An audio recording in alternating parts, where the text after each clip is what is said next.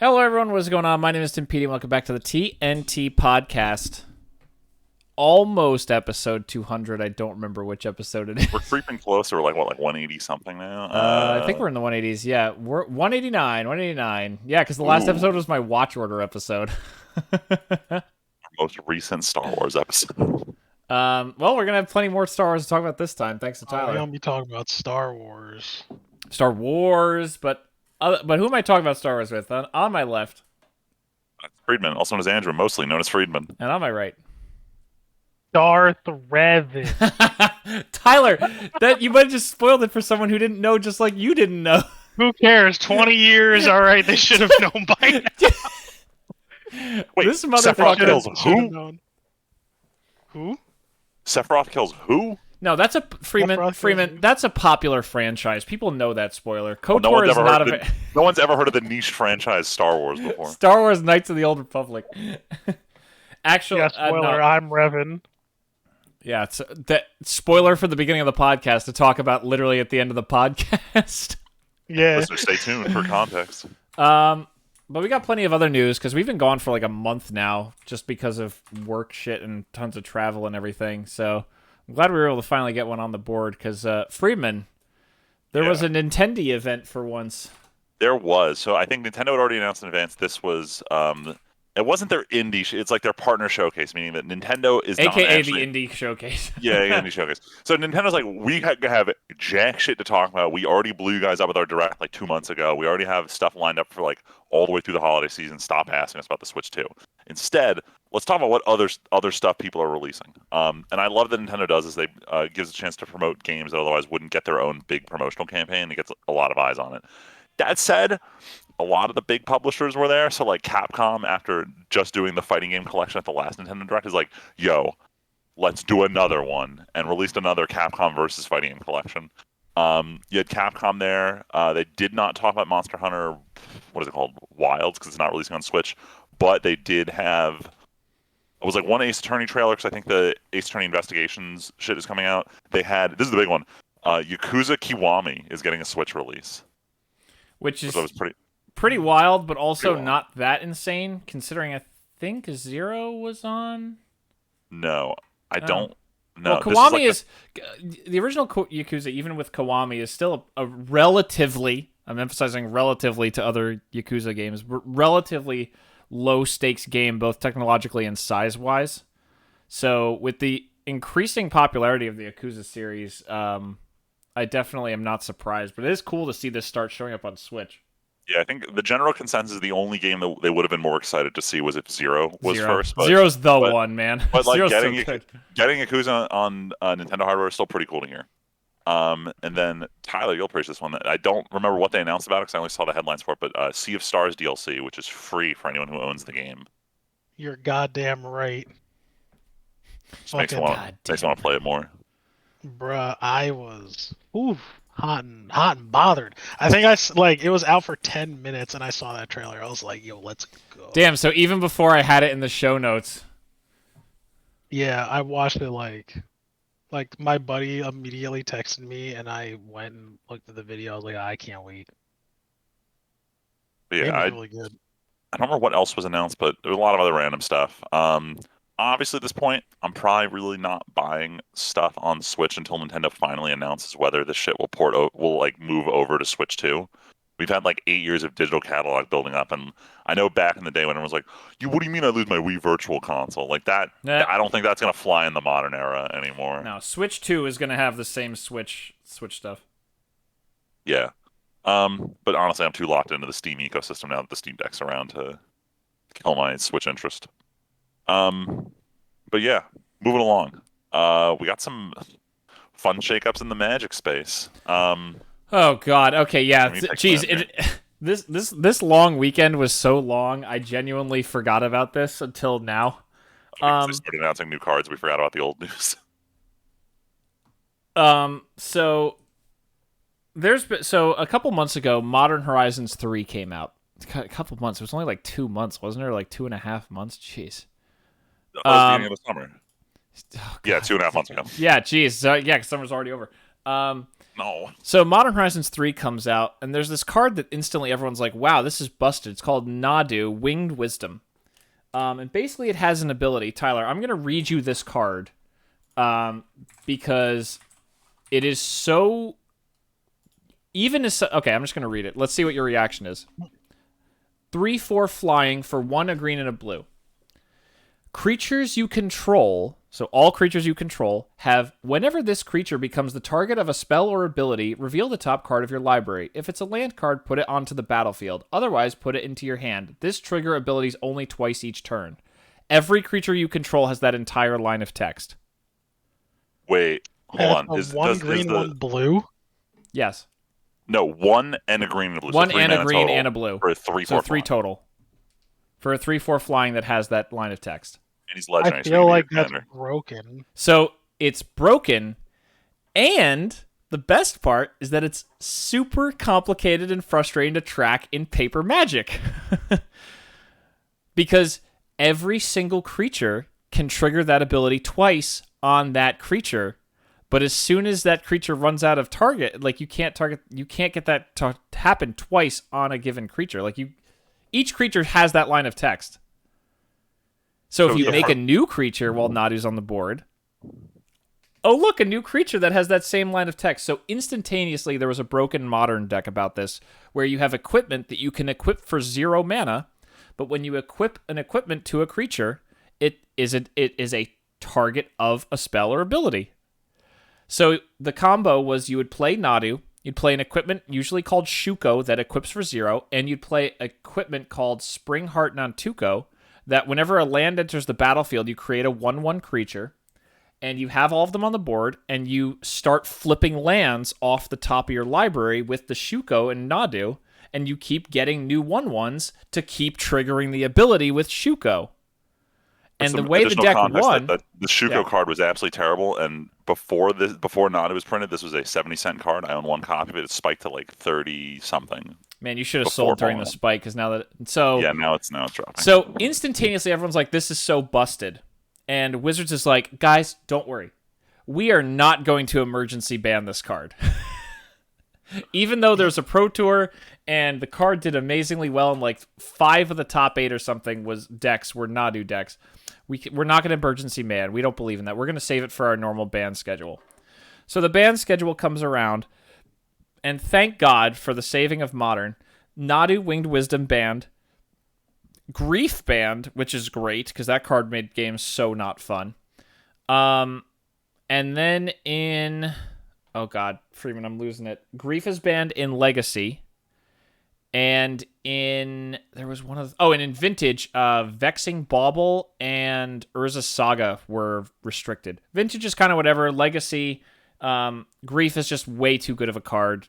So many people were glad to see Grief gone across the board. It's another one of the free evoke elementals from Modern Horizons 2, if there's a theme of where broken cards come from. But they also released an article, interestingly enough, about what happened with Nadu and why it got to release the way it did. And basically the answer is similar to what happened with Skull Clamp 20 years ago, where what a supposed nerf to the card was ended up being a buff that made it busted to be banned.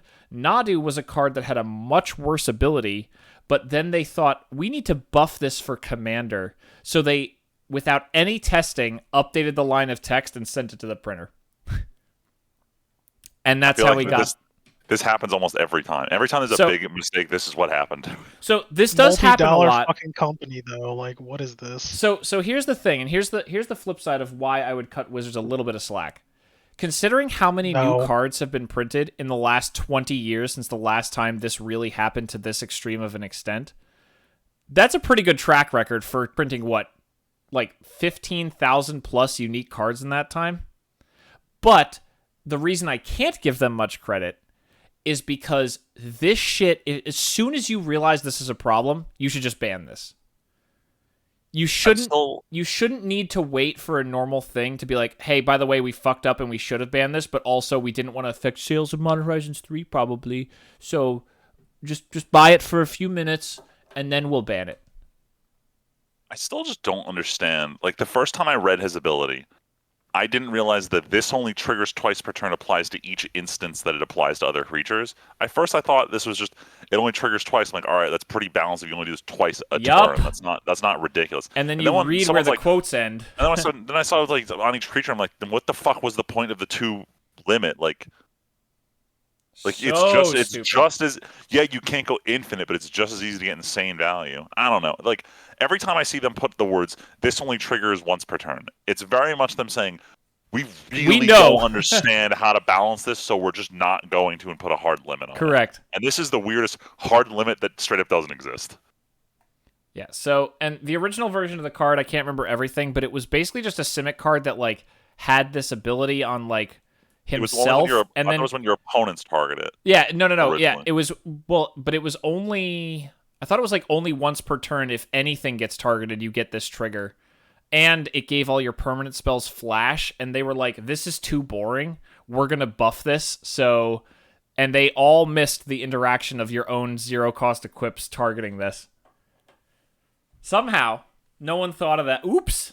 Originally it was they flashed and they had the ability when an opponent targets them, no limit on number of times. I wonder if it's also partially because the Springheart Nantuko was printed very recently, Friedman, and it's not a new card, or it is a new card. It is a new card. So I wonder if they didn't realize that, hey, here's a card we just printed like a set ago in Outlaws of Thunder Junction, where oh, look, we printed something that landfall generates a token at a very cheap mana cost we haven't done before, and we brought something that gets you lands off the top. Oh, by the way, Tyler, you know how this deck won? It would loop itself undeterminately, so you had to play it out. It would loop itself until it looped channel lands that would destroy your opponent's permanents and bounce their whole board, and then you'd pass the turn with them having an empty board, and then they'd pass back, and then you'd attack them and win. Springheart Nantuko was in Modern Horizons 3. Oh, so it was the same fucking set. Yeah, same set. Yeah. Yeah, so there was a card in the set. Yeah, so I knew it was recent. I thought it was Outlaws. My bad. Yeah. So yeah, the most boring gameplay possible. So everyone was even stopping playing it because they're like, this is so boring, this has to get banned. Everyone knew it was coming, but it's just a case of Wizards fucking up and admitting they fucked up, which is good, but also, if you know you fucked up, stop pretending you didn't, and just say you banned the card. Yeah, I think the big takeaway is they're like, yeah, we're not going to let bad shit fly just for the sake of maintaining the ban schedule. It seems like Wizards does it every 4 or 5 years, where it's like, we got to ban more aggressively, and then it's like, oh, we can't ban that aggressively. Let's stick to a schedule. And be like, oh, the schedule's too far apart. We need to, do very rapid announcements that we're not banning anything. And it's like they can't figure it out. It's so bad. They really wish this was a digital only game, so they could just ban shit on a weekly basis. Or so they could rework their alchemy cards. Exactly, like alchemy tweaks and historic, I think, is where all the tweaks happen. Yeah. But now everyone plays Timeless because that's modern. So, or they play is Timeless modern or Pioneer? What's the Pioneer? It's been so long since I've played Arena that those weren't formats when I quit. Damn. So big shakeups in Magic, but it's also interesting to see. I do appreciate at least it sure, Wizards Corporate probably made a decision and just said, fucking go with it. But it is cool that at least one of the designers stood up and said, hey, I'm the head designer of the set. Here's exactly what happened. So. Sort of. Okay. Whatever. We'll get to that. All right. I just seeing stuff show up in the show notes. But anyway, I was going to say something like, speaking of mistakes, but I don't think this is a mistake considering how successful this has been. So we got a Sonic 3 trailer and poster already. Finally. It was getting really annoying watching them want to promote Sonic at all these nerd events, but because they haven't started the media campaign, they had to just keep reusing Sonic 2 promotional material. Like at Anime NYC, there was this giant Sonic photo opportunity, and they had to just keep using the Sonic versus Knuckles artwork. Jesus. Until this came out. Tim, do you want to talk about it, or should I take point? No, go ahead. Yeah, no. So the trailer's out. We got our first look at Keanu Reeves' Shadow. It seems like it's unfortunately we're not following the plot of Sonic Adventure 2 directly because it's not a case of Sonic's under arrest for Shadow's nonsense. It's more that the U.S. government is contacting Sonic and his friends to help fight Shadow, including getting Eggman on the same team. But the big takeaway from the trailer is that Jim Carrey is not only going to play Eggman, he's going to play Eggman's grandfather, the one who created Shadow. So very, very cool casting on that one. I gotta say, as someone who is a big naysayer of Keanu as Shadow, it wasn't that bad, but he also spoke very little, and it was definitely doing a little bit of this like weird muffled voice thing going on. I mean, all you need is Shadow to have a gun and shoot people, so that's really the hope and dream here is that Shadow starts. And who was the big shooty gun guy of like 2010s, bro? It's Keanu Reeves. But that's the thing. There were no guns in the trailer. Tyler, we talked about this. I recognize why they cast him. I just didn't think it, like, the voice in my head of Grocery Shadow is like, wasn't very Keanu, but also there's no guns in the trailer, like Friedman said. So the movie might just be terrible. But there's some very anime shit going on again. They should have had Ryan Gosling. That would have been, what? Yeah, he's like primo sad boy. He's the prime sad boy right now. Yeah, but Shadow's not a sad boy. He's an edgelord. But like, just like me for real. Oh, but just imagine. But just imagine Shadow sounding like Ryan Gosling. Oh. Yeah, maybe. I don't know if I can picture it. Then who would you cast for Shadow then? For Shadow? Yeah, for Shadow. Who would you guys cast if it's not Keanu Reeves? You know what's funny? Yeah, you're sitting there, casting director. No, I'm sitting here thinking like, should Shadow be black? Is my question. You know what's so funny? I was just gonna say if Idris Elba wasn't already Knuckles, you might have gone with Idris Elba. Here's a spicy one. I don't know why this keeps getting in my head, but Tom Hardy has done a lot of the very gruff voices.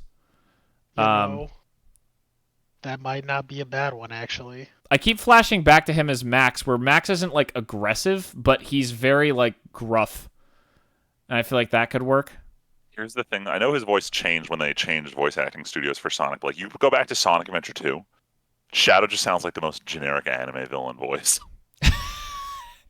Should they just have when he originally appears? What if he just what if they just had a Japanese voice actor for Shadow, and he only speaks Japanese the whole time in the English cut of the movie? Jesus Christ. Yeah,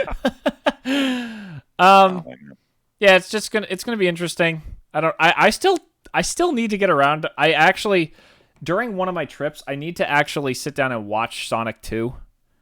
If it was on Netflix, I would download it and like watch it on the plane, because I'm traveling so much. But I really want to finally watch Sonic 2, genuinely, because I did enjoy Sonic 1 to my own surprise.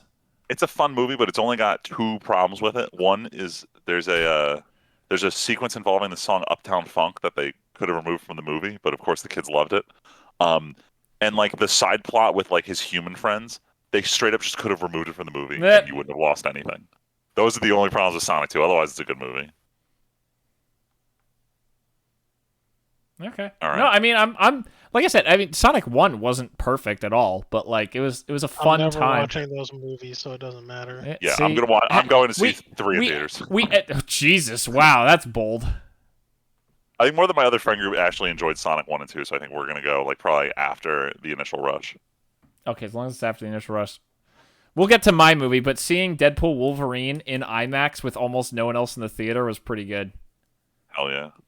I actually didn't even realize it was IMAX when we booked it. We just went to Garden State, Freeman, and realized when we got there that it was the IMAX theater. Really? Yeah. Every other theater like wasn't showing it anymore when we saw it last weekend or last Friday. Oh dang! I didn't check. Like it had just left all theaters, and Really? and it was like, yeah, go to AMC, and I just bought it without thinking. It's like, oh, this is the IMAX, sick. All right, I had to check on my other friend group. They were waiting for me to come back from travel to watch it, but I also you might have missed your chance. Legitimately, you need to check. I also still haven't watched Logan. I was supposed to watch this afternoon, but fell asleep. Oh, so well, we'll talk about that. We'll talk about that. Anyway, we're getting off topic. Friedman, speaking of your stuff. Yeah, video game time. So when I first left for vacation like 2 weeks ago, Guild Wars 2 Janthir Wilds, the newest expansion, it just dropped, which it was odd that it was like within 24 hours of the new WoW expansion. Can I just say, we talk about a lot of fake bullshit on here, like anime and stuff like that. Janthir sounds like a very made up word. Yeah. So it's not. Yeah. It wasn't something that was purely made up for Guild Wars 2. Like how do I put this? It was Janthir was a big region, a big concept in Guild Wars 1. So in universe, it's like a name that people have been waiting to show up. But yeah, it very much feels like some fantasy bullshit.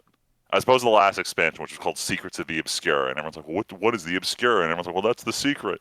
So this game had no built-in nicknames or jokes in it. But I will say I'm very early on in the campaign, and I gotta say this is probably, I know every MMO thing goes, this is the best expansion to date. But I'll say that this is the devs definitely learned from the last expansion, so they've moved on from like waiting every couple of years for an expansion, and it's just every fall they release a mini expansion, and then once you buy in, you get there's like 3 more content patches throughout the year, and then the expansion's complete. And each expansion's only like $25. Friedman, can I just say, real quick, the way you phrased that, as soon as you said, everyone says, "Oh, this is the best expansion ever," and my response would be, and then a month later, Luigi gets on and goes, "Actually, this is why the worst expansion of WoW ever just came." Yeah. So literally the exact cycle happened last time, where they do the initial concept, like this is amazing, and then the follow-ups are kind of shit. So throughout the year, everyone's like, maybe this mini expansion was kind of a bust. So they go into this next one saying, all right, we really learned from what you guys said, especially the big thing about how, especially with Guild Wars 2, there were 3 major expansions, and the last major one was called End of Dragons. And Guild Wars 2 has been all about killing these dragons. And in End of Dragons, we're done. We finished killing the dragons. The main plot has been resolved. So when the last expansion came out, they're like, well, we need to introduce a new world-ending threat. And everyone's like, I'm fucking tired. Like, please. Like, it's kind of a meme that my character shows up when world-ending threats happen. So this expansion, like, all right, we heard you. It's time to, like, bring it back and tell a more, like, low-to-the-ground story that fits in fantasy world. And not gonna lie, I really like it. It reminds me a lot of how when the game first came out and how the story used to be.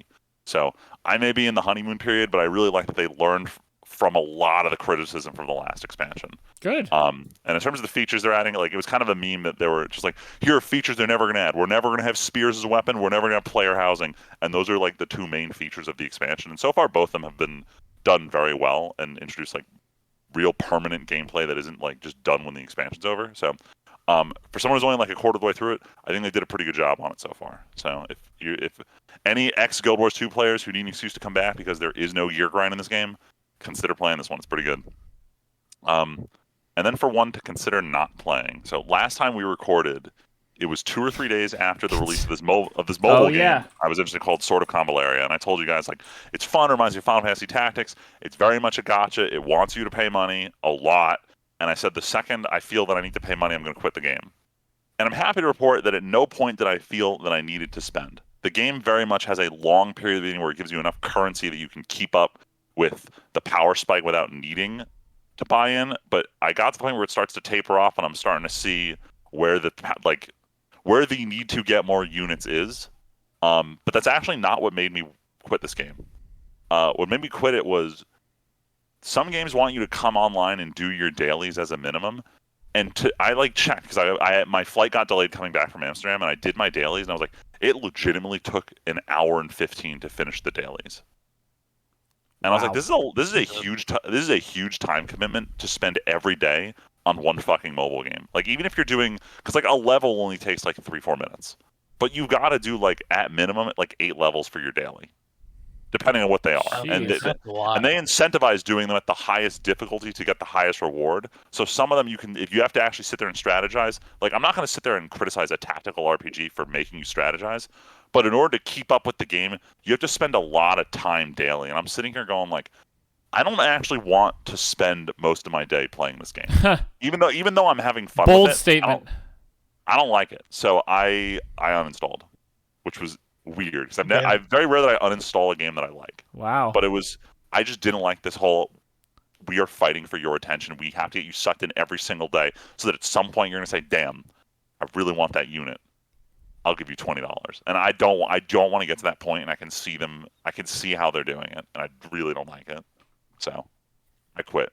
I'm done playing Convelaria. Damn. Wow. It's weird. That said, it made me realize I should just play Final Fantasy Tactics. That. Which is the moral of the story. Yo, fun fact. I thought it was hilarious. Did I tell you, Freeman, about my? Oh no, I told Tim. I took a rifle class over the weekend. Oh yeah. We started talking about nerd shit. He's like, "Yo, my favorite game of all time is Final Fantasy Tactics." No way. I was like, "Yo, man after my own heart, bro." He like seemed very heartbroken though. He was like, "Yo, so he's like, so you played like the new Final Fantasy VII?" I was like, "My brother, Oh no. I can't in good conscience tell you to play this game." Eh, Oh, no. Damn. So sorry. Wait, what? All right. So let's continue talking about good and bad games. yeah. So this is the big story in two parts recently. So about 2 weeks ago, two games It come was up. the best of times, and it was the worst of times. Well, depending on your company. So on one hand, the Great Firewall of China came down for 5 minutes, so that a game called Black Myth Wukong could be listed on Steam Journey to the West. and push the concurrent player count up to 37 million, because 90% of the sales of this game were in China. So. Yeah. So for once, Chinese numbers get to inflate something for realsies, because this is a very short tangent. Anytime I look at streaming numbers for like League, or I see them posted on the League Reddit, they always go, "Here's how many people saw on Twitch, excluding Chinese numbers. Here's how many people watched on YouTube, excluding Chinese numbers." So that shit's always funny, but it's funny to see that. So Steam went to a new record, and this game sold over 10 million copies already. Which, big shock that over 90% of that's in China, because, that's famous myth over there. Chinese So money. it's also supposed to be pretty good, but I don't know. I haven't played it or watched any of it, but hey, it's supposed to be decent. But at the same time, the brilliant folks over at Sony are like, hey, we haven't had a real fuck-up in a while, so why don't we put out this game called Concord that... everybody loves hero shooters. Look, Overwatch 2, golden. Who doesn't love it? There's this Star Wars one, can't even remember it. There's this Marvel one, can't even remember it. Let's just make a generic-looking new hero shooter and charge $40 for it. This is our key to success. Why would you ever play any of those free ones that are well-established IPs when you could pay $40 for this random generic shitty-looking one? So I'm only gonna give one fucking line of defense, and then I'm not defending this behavior. But like they sold Helldivers 2 for not quite full price and got rewarded, and they're like, we can probably do this with anything. Yeah, because there wasn't a free version. There's no game like Helldivers. Of course they can get away with it for Helldivers. It was Concord that fucking generic. That Friedman, it's literally like It's a hero shooter. It's like a mobile game clone of. Was there actually nothing unique about this? Nothing. I've been following so little other than just the sales figure. I legitimately didn't even know what the Freeman, game it's was. just an Overwatch clone with that's $40 with generic new characters. Jesus Christ, you're not kidding. Yes, this is. Yeah. Hell yeah. Yeah. Overwatch 2, it doesn't even cost $40. That's just free to play. That's what I mean. All right, I retract my defense and reword it as Freeman was I'm gonna explain the logic of some random dude at Sony. There. Right. So this game comes out with like no fanfare, no advertising, and it doesn't even fucking break 1,000 players on Steam concurrent. It breaks 700. Nope. Pretty much the most disastrous launch in frankly in recent gaming history. Which is funny because it was supposed to be Suicide Squad taking that fucking prize. Yep. Suicide Squad killed the. God, I forgot about that game until shit like this comes up. What's wild though is that Concord is just fucking dead now. Yeah, Sony pulled the plug on it. So if we had talked about this 2 weeks ago when we were supposed to record the podcast, we would have actually not had the end of the story. We would have talked about it again. But as of today, as the player count, I think, went below... It's either below 300 or below 100. I don't even remember. It was 70 players or something today when they made the it was below 100. Sony has announced, hey guys, we're going to take the L on this one. We're going to shut down servers already, and we will fully refund the $60,000 we made off of this $20 million project. Yep. This is one of those things that is like, how can you be so... Because there are people on the development team who are like, this is stupid. Some people on the development team were probably like, this is going to be great. We can do this, seriously. And then Sony made some dumb decision. But no point along the way did anyone ever go, why are we spending $20 million on this? Why? And lo and behold, it's fucking dead. And Sony's like, ooh, we're going to retool it into some... They're probably going to try to figure out how to monetize it more and make it free to play and relaunch it. Because they already have the game done. They're not going to gain anything by turning it off again, by like just throwing it all in the trash, unless they get some kind of dumb bullshit tax incentive because, ooh, some executives fucked up and were stupid. Let's go lay off a bunch of... Hire RDJ to be in the game. Oh, God. Or some big celebrity. Maybe get like, Don Cheadle. So I heard that they did a lot of like mocap really cool trailers or something, or like there was a lot of like very fancy mocap trailers made for this game about the different characters that no one cares about. More money. I didn't look at any of them. I didn't watch any of them. I just heard about it. Like the gameplay, I was like, the gameplay looked terrible, so I was like, whatever. Did it look terrible or did it look generic? Yeah. Like, I don't know, with the Star Wars one having come out a little while ago and the Marvel one having come out and Overwatch 2 still being a thing if you choose to torture yourself like Luigi probably does. Dude. Yeah, Star Wars, speaking of Star Wars Outlaws real quick, talk about gameplay that looks generic as fuck. Oh, Oh, yeah. I mean, I don't have any interest in playing Outlaws, so... I mean, I have interest in playing Outlaws, but like... Actually, no. I rephrase that. I have interest in the story, not the actual gameplay, like another game I played recently. That's neither here nor there. Yeah,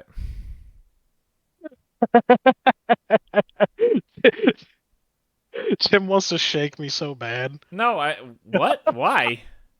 Why? Because you know exactly what I was going with that statement. We'll get there. We'll get there. Yeah, but the Concord thing is part of like a bigger picture with Sony. So some guy was posting about this on Reddit. I don't know how accurate it is. I'm going to talk about it anyway. Sony had originally committed to 10 different live service games that were in development at the same time. Roughly 5 of them were canceled or stalled during development. But I believe this is the first of those 5 remaining to release. So between this and Sony's nightmare with handling Helldivers 2 post-launch, there's a lot of questions about Sony and whether live service is the way to go. And we have 4 more attempts at Sony figuring this out. Doesn't matter. They'll just fire some developers and the executives will get a bonus and they'll move on, do it again. Live service earns the money, Freeman. What do you want? Here's the thing. As long as one of them succeeds, this whole ordeal was worth it for them. Yes. And they don't learn anything from it. I agree completely. Freeman, back up. Helldivers already succeeded. They don't give a shit about anything else. Helldivers wasn't one of their like in-house developed games. But Freeman, Helldivers will be the justification for all remaining 4 games. Probably. Even if all of them fail, Helldivers will get all 4 of those games to cross the finish line. Sony's going to learn nothing. Yep. They never do. Please. We at least got Square Enix finally realizing, like, hey, maybe making games with the sole purpose of spending money is a bad making idea. NFT games is, like, stupid. Yeah. Anyway. It only takes crippling financial loss that would cripple most small countries to realize that, oops, this these is big stupid. Japanese giants to learn that, like, maybe you should just make... Can I just say, also, before we move on, like, $20 million... I know it's silly to do this. It's always silly to do this exercise, but it's one of those things to think about. Like, what could you have done with $20 million that wasn't this, like, impossibly generic-looking game? How long? Depends how long the development time was, because I'd be willing to bet a majority of this was just employee salaries. 8 years. It was 8 years to develop this. This was first, Freeman, this was first started before Overwatch 2 existed. That's upsetting. Yeah, really upsetting. This This should not have taken 8 years. Can we switch the next two things so that we can talk about the depressing thing again? Just the next. I want to just So we can finish talk Sony. about. Sure. the Stay on Sony Sony. You know what? Stay on Sony. Stay on Sony. Stay Yeah, on the so bridge. Sony's in Stay a on weird the bridge. spot. So first of all, the yen is super weak, so the price of a PS5 actually went up in Japan, which everyone was shocked about. GG. If you understand how capitalism works, you won't be surprised. But the big thing is that there's been more and more leaked design documents for what the PlayStation 5 Pro is most likely going to look like. And it has everyone asking the exact same question: who the fuck is this for? Because the big conversation, and this isn't like a surprise to anyone, is that, you know, the joke, the PS5 has no games, which the real sentence is the PS5 has no games that you can't just play on PS4.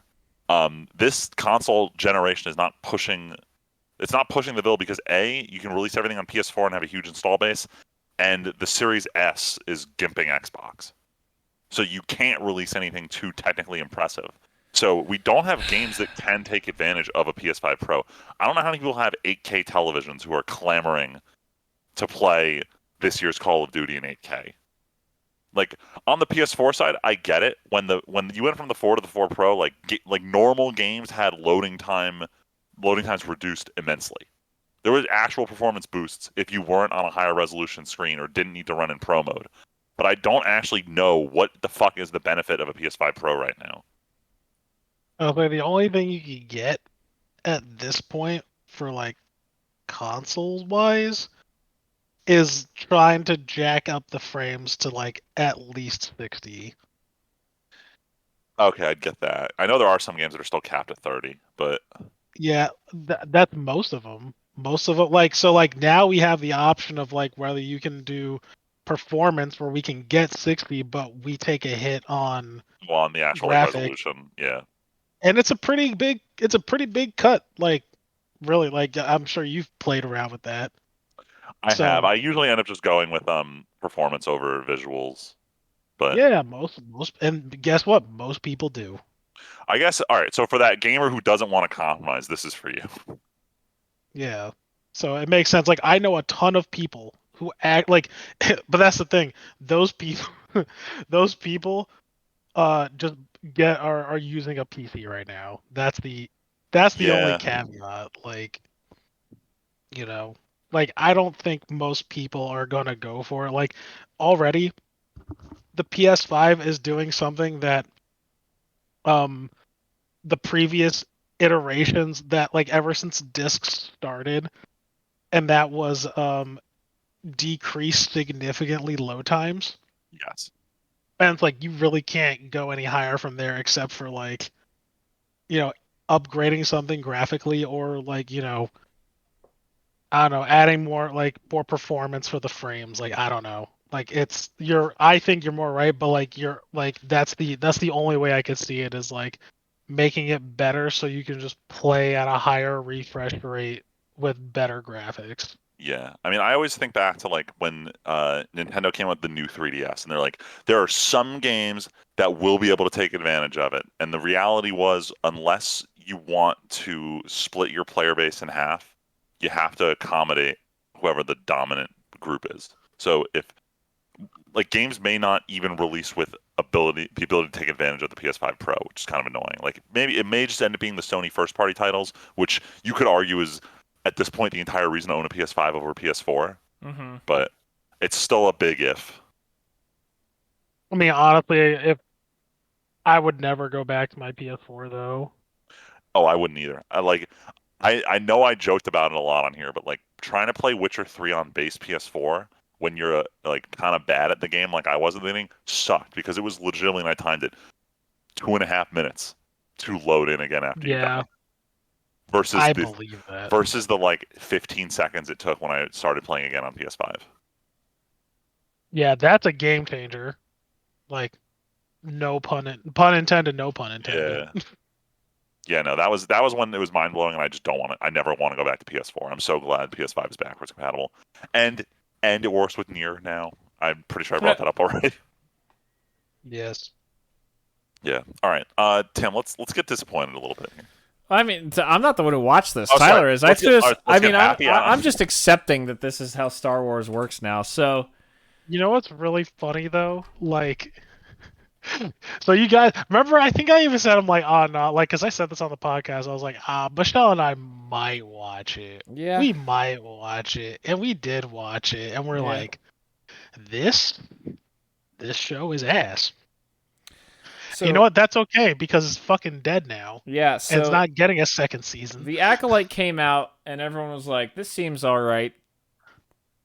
And then by the end everyone was like, this seems pretty bad. And then of course, as is the case, well, not as, of course, the show ends up getting canceled. So a couple weeks ago we heard, oh, the Acolyte is dead, dead, dead. There's not going to be a season 2. We are confirming that. And then, of course, there comes the things of, oh, we weren't expecting this. Oh, it's just racist, sexist, whatever is the reason it's bad. Tyler will talk later about a reason that that's not true. I'm talking about KOTOR, Tyler. What? We'll get to that, though. We'll get to that. But the show's dead. The show's gone. And frankly, I can't. I mean, I there's a reason. Well, I don't want to say too much because I'm already dipping into us talking about KOTOR because Tyler and I have had some very enlightening conversations in the last few weeks as Tyler finished KOTOR. But I mean, it sounds like the show had like the one idea of like the lightsaber thing, and it sounds like it was trying something, and it just totally didn't work. I mean, Star Wars is doing the same thing Marvel did. They're just putting out way too many shows that no one gives a shit about, and it's just diluting the whole thing. It's just not drawing anything new. It's not bringing anything new that anyone really likes to the table, and it's just frustrating everybody. Yeah, I agree. Fuck that shit. You're the one who watched it. Yeah, it was terrible. Excuse me. Bless. What the worst part is, it's like I'm watching this and like me without like even reading or like playing half the shit I've played.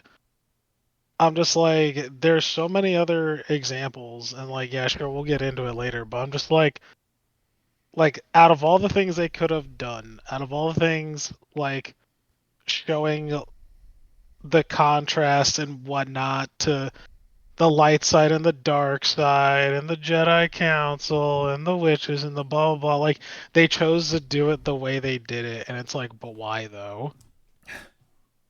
Like there's so many I can't tell you how many times like we were watching it, or just like, but why are they doing it like this? But why Like, though? like why? But why though? And you know what? Like you said, that's the one thing. Actually, me and my instructor were talking about Acolyte. How a lot of people were saying how like they chalk it up to like racism and like feminism, and it's like, oh, you just don't want to see strong female characters. It's like, yo, I Ooh. could rattle off every bad bitch in fucking Star Wars. Like I talk about Ahsoka all the time. I'm like, yo, she's one of the baddest bitches in the galaxy.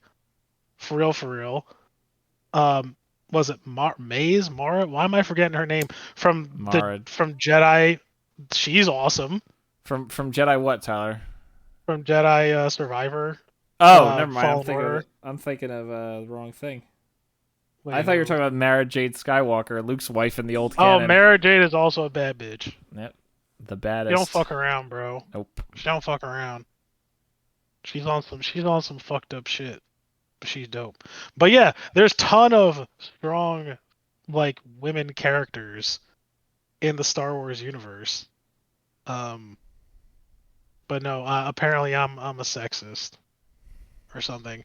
I think there was also I gotta look this up, but apparently like the showrunner was like, oh, I just want to make straight men cry or something like that. I need to look that up. God. I need to look that up. Don't quote me on that, but I've seen some stuff. I didn't look up its validity, but if that's true, then we have some problems.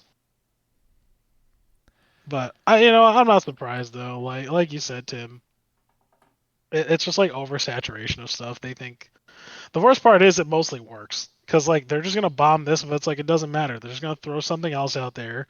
Man, I Everybody's was. gonna try to watch it. Remember when this got announced at like a Disney 23 like a year or two ago with a bunch of other shows, and they were like going to do a Rogue Squadron show and all this stuff, and it's like, man, all that shit got canceled for just this. Yeah, It's so depressing. but it's not all what we want though. We don't want any of that.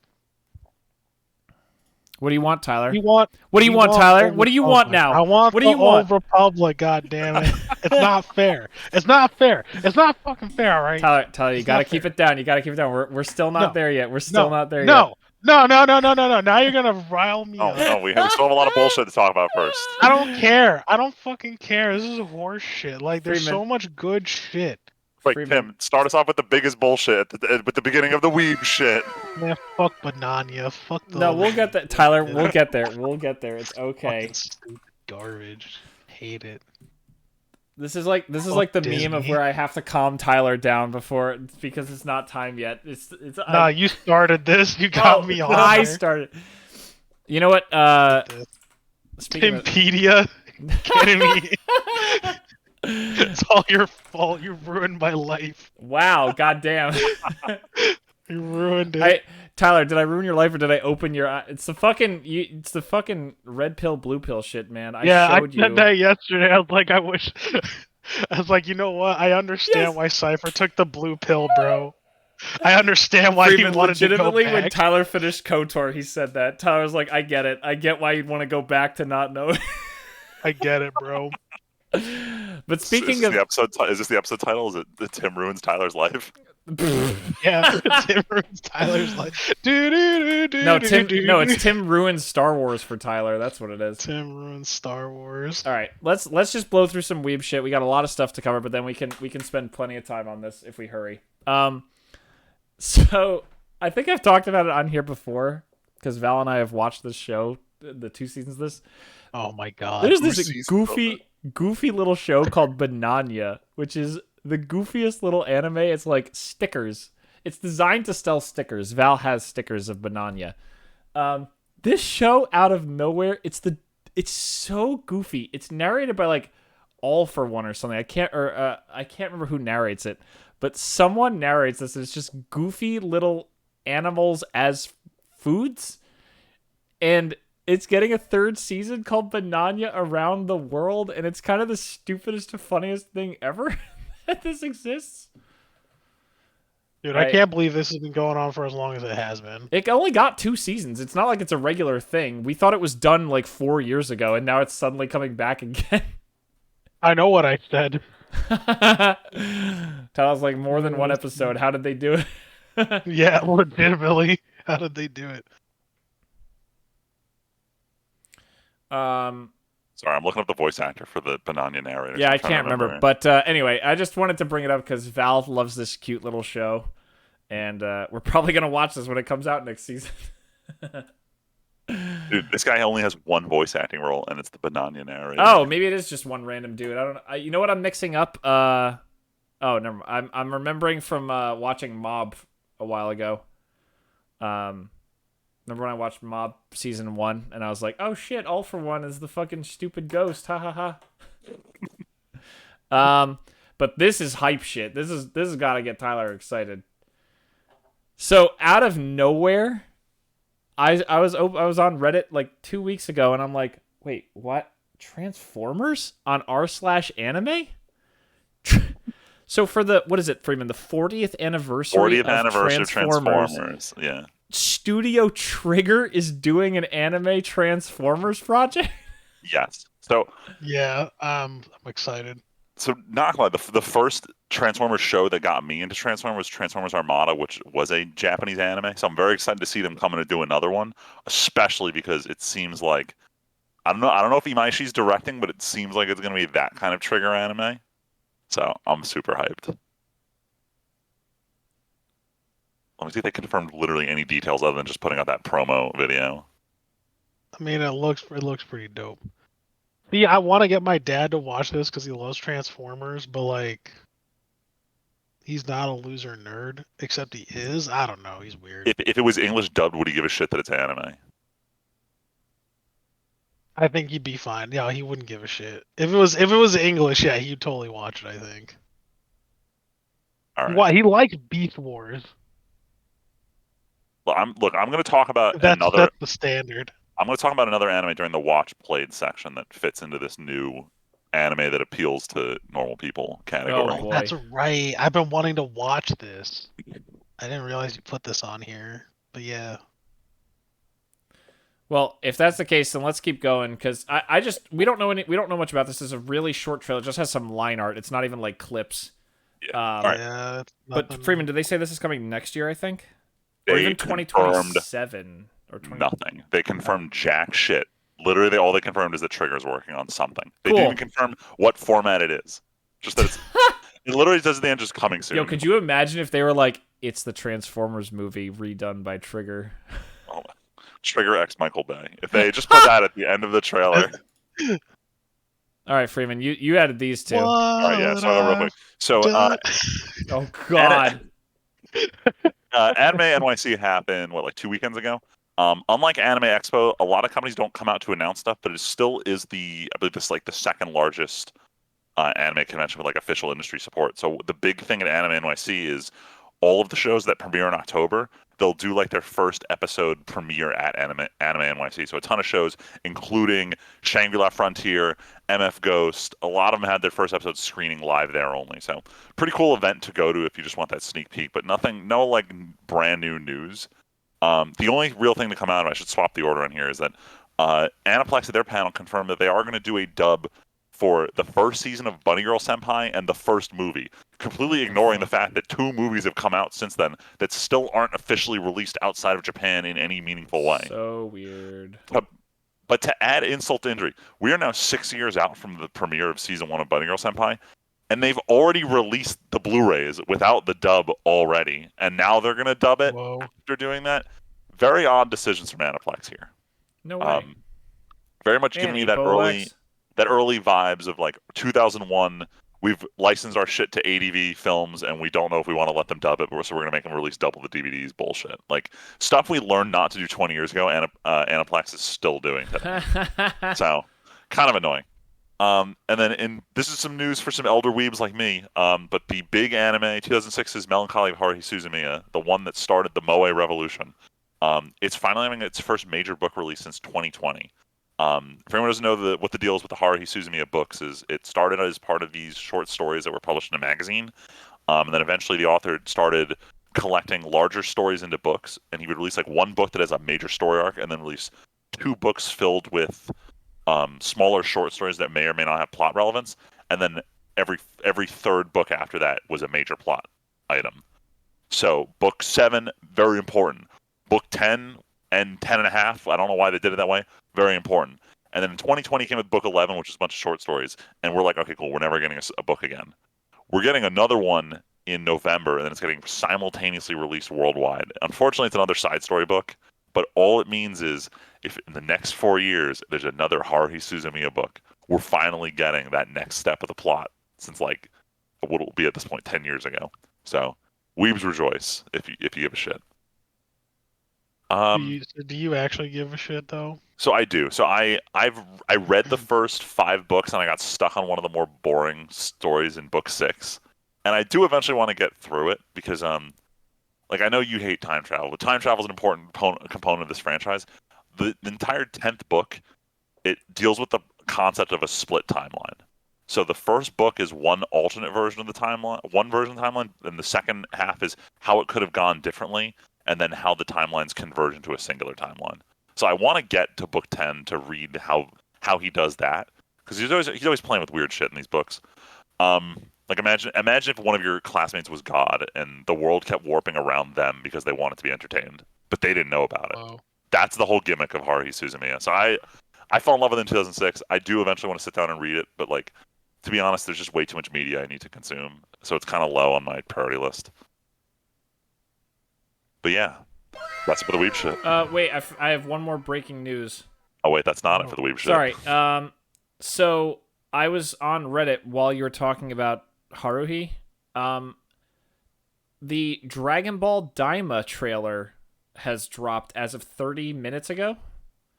Oh yeah, okay. I just watched it on silent. It looks pretty gorgeous.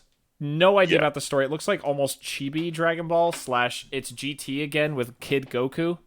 Yeah, But the it animation Alright, looks I'm out. very literally pretty. dropped 40 minutes ago. Nope. Yeah. So I'll give a little bit of info I know about the Daima trailer. First of all, I don't want to watch this because it's the same. It's GT. It's GT It again. does look They like learned GT. nothing. But they learned their lesson after Dragon Ball Super's production. I believe this is only going to be a 24 episode show, and at the date of premiere, 16 episodes are fully animated and ready for release. So Wow. they've themselves a very comfy production schedule, which allows them to be a little more fluid with the animation. You know, it's funny, Freeman. Meanwhile, we have two of our favorite shows of the entire season both getting delayed with recap episodes by a week, probably because of production issues. So that fucking blows. Yeah, I mean, I'll say this with Dragon Ball is I'm gonna do literally the same thing I did when Super came out, and I'm just gonna wait for the dub because you couldn't pay me to listen to Japanese Dragon Ball hot take. I mean, I've talked about not being able to stand Japanese like Grandma Goku, so fortunately, I get to hear what the consensus is on the show by the time it eventually gets dubbed. If it gets dubbed, now that Funimation's not a thing. All right, now we're done with the weeb shit. That one Oh, hurt to speaking, say. Freeman, you have a bunch of Oh yeah, you added a bunch of anime to talk about. Yeah. So I want listeners imagine what I did on this 8-hour flight to Amsterdam. You'll never guess. I watched anime. So first thing I did is I watched the movie Gundam F91, which I was very excited for this because it's a standalone movie, and it was originally Gundam F91 was envisioned as like just another 50-episode Gundam series until they realized we can't do this, just making a movie instead. And you can see how they compressed it into what should have been a full show.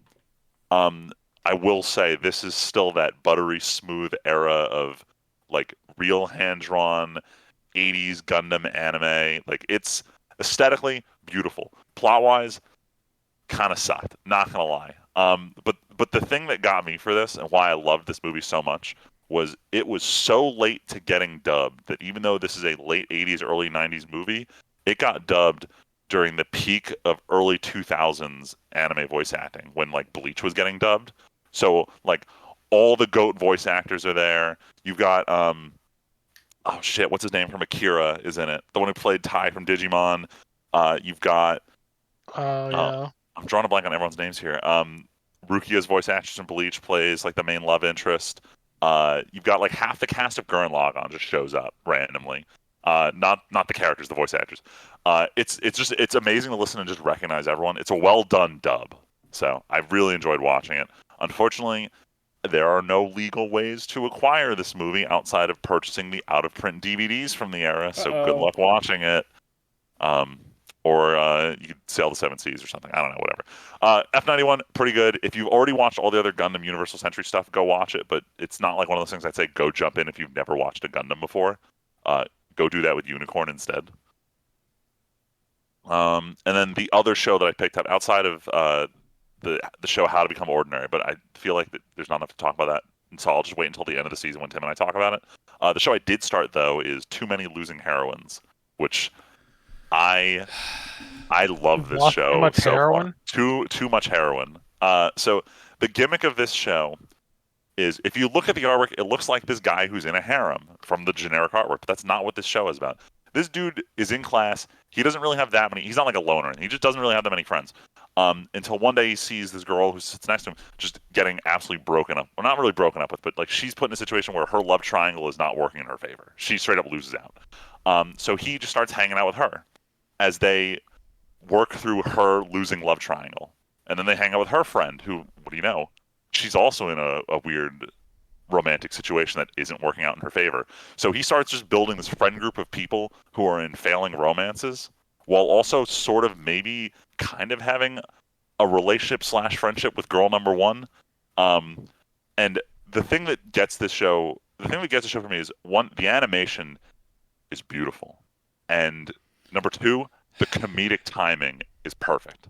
Like it's not like I'm not laughing as hard as Konosuba, but the comedic timing is great. In a season where I'm upset because the deer anime literally can't make me laugh, I'm laughing at this one. So it's got my pick for best surprise. I think I'm gonna tell Leslie just fuck it, and Val and I are gonna watch the whole show without her because I really want to watch this. I am gonna say there's a spicy scene in episode 2, but it doesn't maintain that spice throughout. So Val's just got to power through. She's got to just power through the equipment shed scene, and then you're fine. But yeah, Too Many Losing Heroines, very cool. I still don't understand why everyone is wearing like 6 bow ties, but whatever. Cool character designs. And then moving on to one I started last night with a couple friends. We were supposed to watch a live action show, and then Sasha was just like, I want to watch Terminator Zero. So we throw it on. And the whole time we're watching it, I couldn't put my finger on what it was that was bugging me about the show. Until the end of episode 1, I realized it's got the same problem the Netflix original Be the Beginning had, and that the show is written for white people. Like, there's a lot of scenes where they want you to like sit there and be like, oh my god, the visual spectacle. But like, this anime is just, not all the scenes are full visual spectacle. A lot of them are like heavy CG. So it loses a lot of the impact of like why we're doing these spectacle scenes in the first place. And I have a couple issues with the plot, but that's besides the point. The only true problem I have, which probably won't matter if you're watching it dubbed, is Netflix took a lot of liberties with the subtitles. Characters are saying this is the curse of understanding Japanese, is I can hear what they're saying and I can tell the subtitles are wrong. Like at one point, a babysitter's getting berated for like not watching these 2 kids, and someone's like, you need to tell me where they are. And she goes, oh, no, I can't. She says, dame, I can't. And the subtitles translated as fuck off. And I'm like, what? Like, it's literally that. It's literally that cursed with knowledge. It's literally that Pro ZD skit where he's like official subs versus fan subs. Where the official sub is like, it's like, Sasuke, how could you? You were my friend. And then the fan sub's like, fuck you, Sasuke, you were my Nakama. And it's just like, you mean the Pro ZD skit? That's just the funniest thing ever. Yeah, like that's literally what it felt like watching the official Netflix subtitles. And I went to go check, like, is it just that they're using the English dub closed captions? But no, they have a completely different set of closed captions for the dub. So I don't know what they're doing. So I've just got to, I just need to turn my brain off because I'm the only one in the room who has this problem with the show. Because otherwise, it's pretty good so far. Ash is pretty cool. They got this cool lighting effect where everyone's got this weird color silhouette on the side of them. Very cool stylishly. There's a shit ton of CG in the show, so you got to get past that, but it's not like it's bad. Oh, no. I'm just watching it for the hyper violence. Yeah, so far the gun action has been really cool. There's a lot of cool sweeping camera shots. It's definitely worth trying out. It's only 8 episodes. Very interesting. Slightly different timeline from original Terminator, but getting to hear them say Skyneto all the time is pretty funny. Skyneto. You know what? Honestly, the further they stay away from from Terminator 1 and 2, the better, because every piece of Terminator stuff that's come out since then just can't get over how good those are and try to recreate those, and like just do your own thing. So, all right, I need to spoil one scene. Oh boy, never mind. So you know how in Terminator 2 there's the scene with the truck, and how it's just like this thing is barreling at you and you're like fucking terrified. It's fucking great. They do a similar scene, but like it's like with really shitty CG trucks.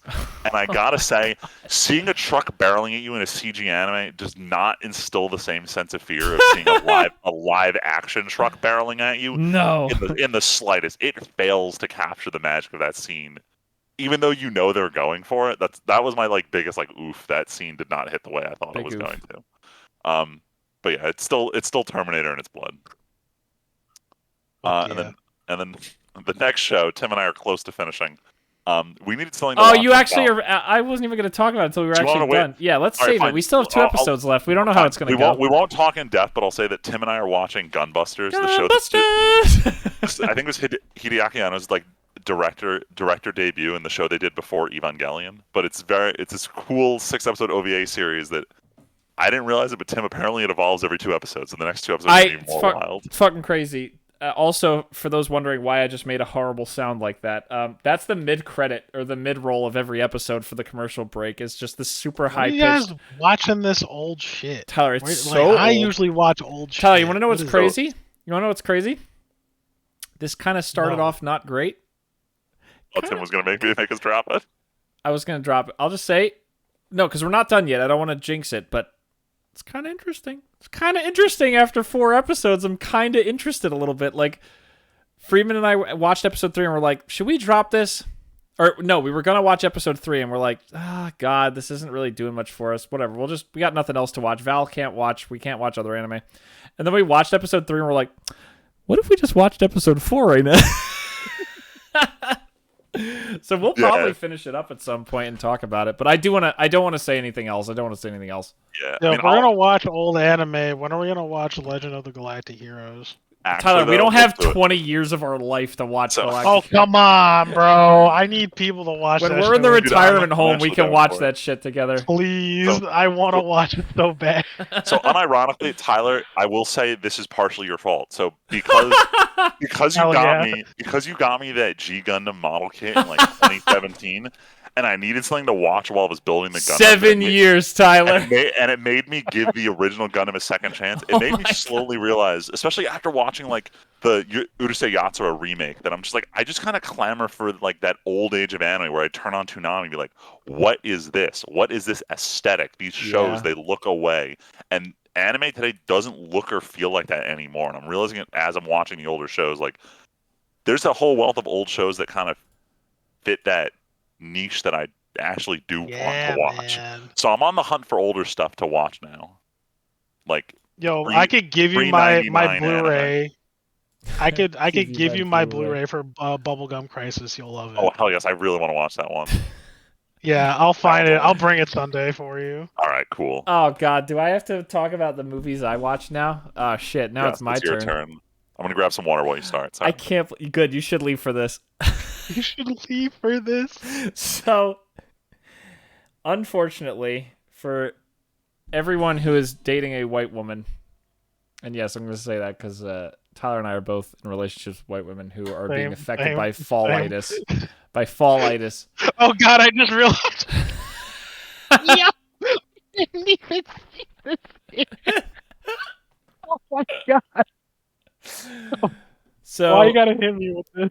So Val wanted to watch a movie to kick off the fall season. She said, "Tim, there's been a bunch of TikToks and Facebook videos that have been using music from this movie, Practical Magic, and I want you to watch it because I watched it when I was a kid." I'm like, okay, fine. I don't really want to based on what this looks like, but I'll watch it. I am not the target audience for this movie. According to Val and Michelle via Tyler, this movie is great if you are the intended audience for this movie. I am not the target audience, and I have no nostalgic connection to this movie. It's fine if you like it. It's okay.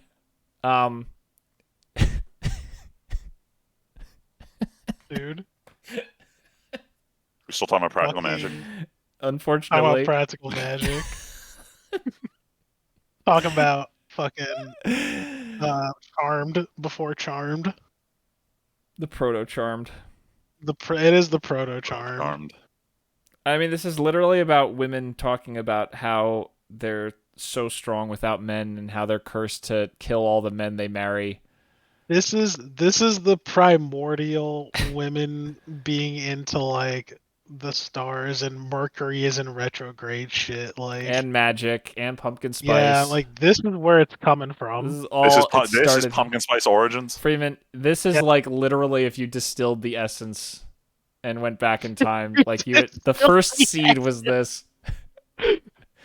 This is where it all comes from. This is legitimately. It's between this and like Hocus Pocus. Like you can trace the like this is it, and then like Hocus Pocus, and then Charmed is in there somewhere, and then everything else in between. Sugar, like... spice, and everything nice. This is this is the recipe for a white girl born in the 90s. Dude, but like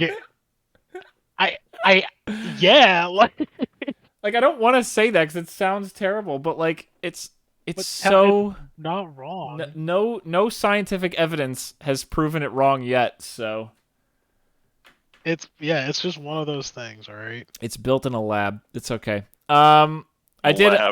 So as Friedman traveled and watched anime, my chances to travel involve watching documentaries on Netflix. So I watched 2 of them. I watched first one I watched was Remembering Gene Wilder. I did want to talk about this because Gene Wilder has been in some movies that have really been incredible to me. You think Blazing Saddles, you think Willy Wonka, you immediately think of Gene Wilder's performances. As I mean, hell, Wonka is one of the most like I still sing tunes. Iconic character. Yeah, I still sing tunes from that movie all the time. It's still an absolute classic to me. And Gene Wilder just carries the magic through all of these things. And it was really cool to learn about a lot of... Young Frankenstein, forgot that one too. It was really amazing to see how his career developed. And honestly, so many of the things I didn't know about.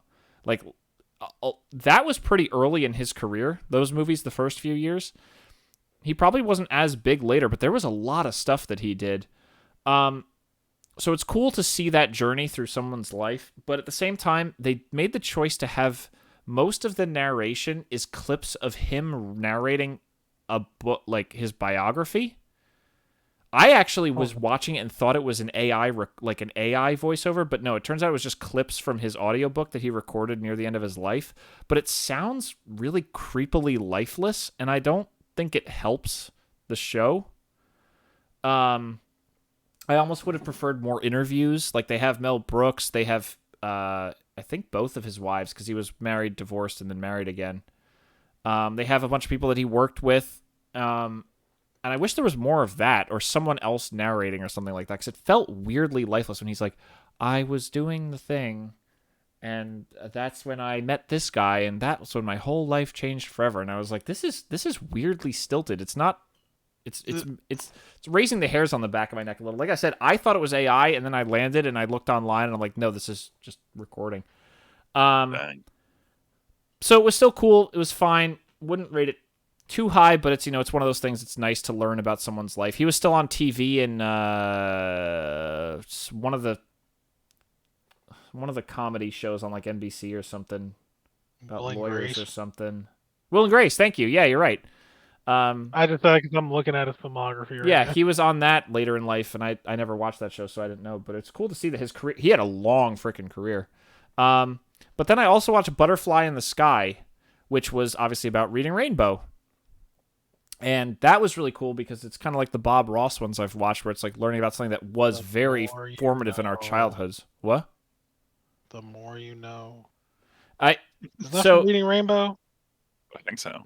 The More You Know? Yeah. Maybe? I don't know. All I know is they had LeVar Burton. They interviewed him a ton. They interviewed a bunch of the producers on the show.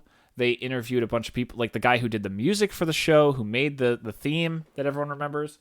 And they really just carry through the whole history, and they talk about getting started, and they talk about how they went to all these places and did all these crazy things, and how he was filming Star Trek at the same time at the beginning. And I didn't realize this show had like 25 years that it was doing Reading Rainbow. Damn. Like, that show only ended in like the digital age. It wasn't like the internet came and it was gone. It like went into the 2010s. I had no idea. Me neither. And they tried a lot of things and it didn't really work, and the show's gone now. But like it was really cool to see them talk about it and how important it was and how much it meant to LeVar Burton being a black man on television. They had a couple people they interviewed who said that was really important to them in their careers. They talked a lot about how much it made reading feel important and feel good because kids were watching TV and they were learning about reading and learning. So it was one of the first really educational things for kids. Like, Mr. Rogers was kids' like emotions, but Reading Rainbow was like about things kids could do in reading and getting them interested in stuff. So it was cool to see. I liked that one more. And then the final thing was a while ago on one of my trips, I watched Back to the Future Part 1 again. This time I rewatched Back to the Future Part 2, and next time I fly later this week, I'm going to watch Back to the Future Part 3 again. Back to the Future Part 1 is on my top 4 on Letterboxd. Back to the Future 2 is my least favorite, but it's still a great movie. I just don't like a lot of the stuff about future Biff. It's kind of weird, and I don't like Marty, and the whole movie premise being that Marty and Doc are too stupid to watch out for a time machine. But it leads to Back to the Future 3, which is my guilty pleasure favorite Back to the Future because it has a steam train in it, and one of my favorite scenes in all of movie history is Doc blowing the whistle and saying, "I've always wanted to do that," because I've always wanted to do that since I was a little kid. So, I got to rewatch 3 again now. It's been so long. nothing is cooler to me in life. No, it's hard to think of. Okay, not nothing. Few things in life are as incredibly amazing to me as watching that fucking train push that DeLorean.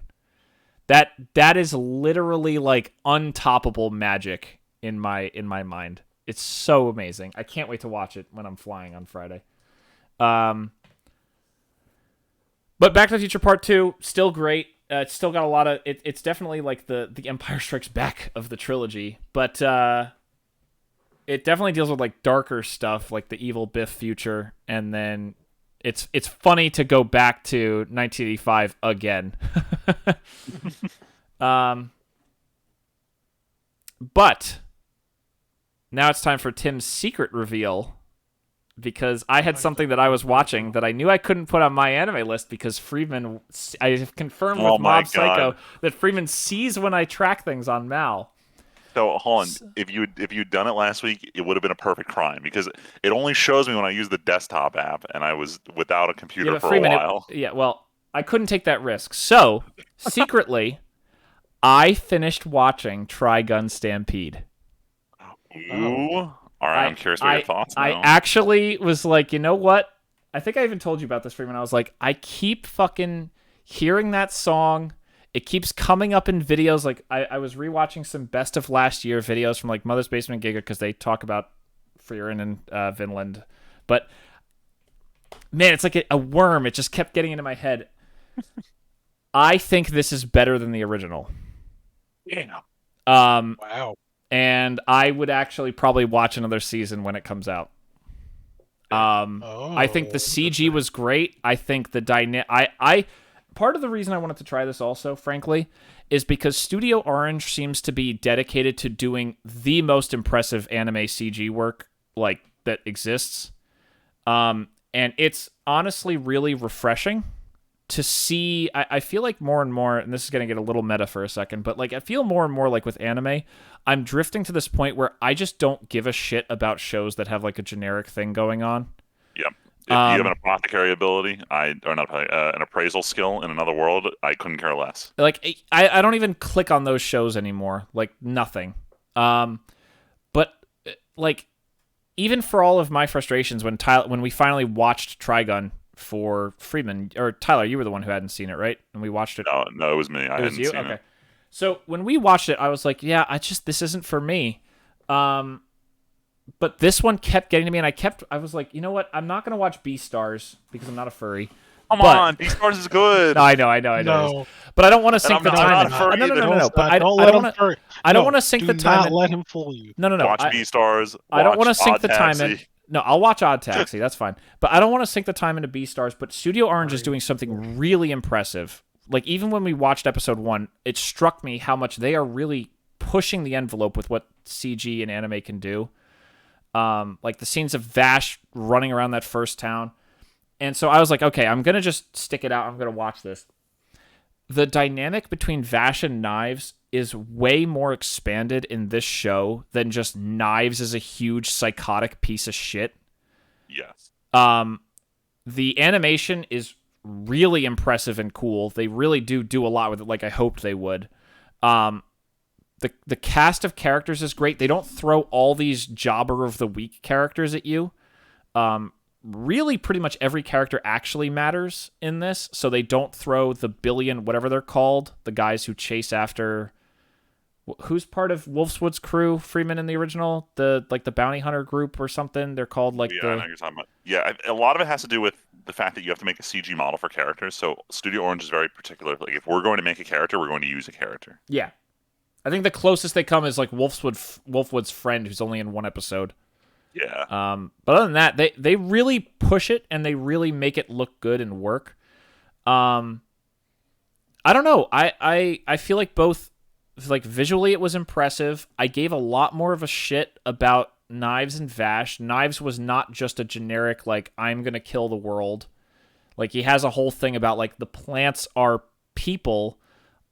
We are better. I'm gonna make more of the better people. Not not the most original, but it's certainly better than just ah ha ha ha. I killed all the humans and I want to kill all the humans. Ha ha ha ha.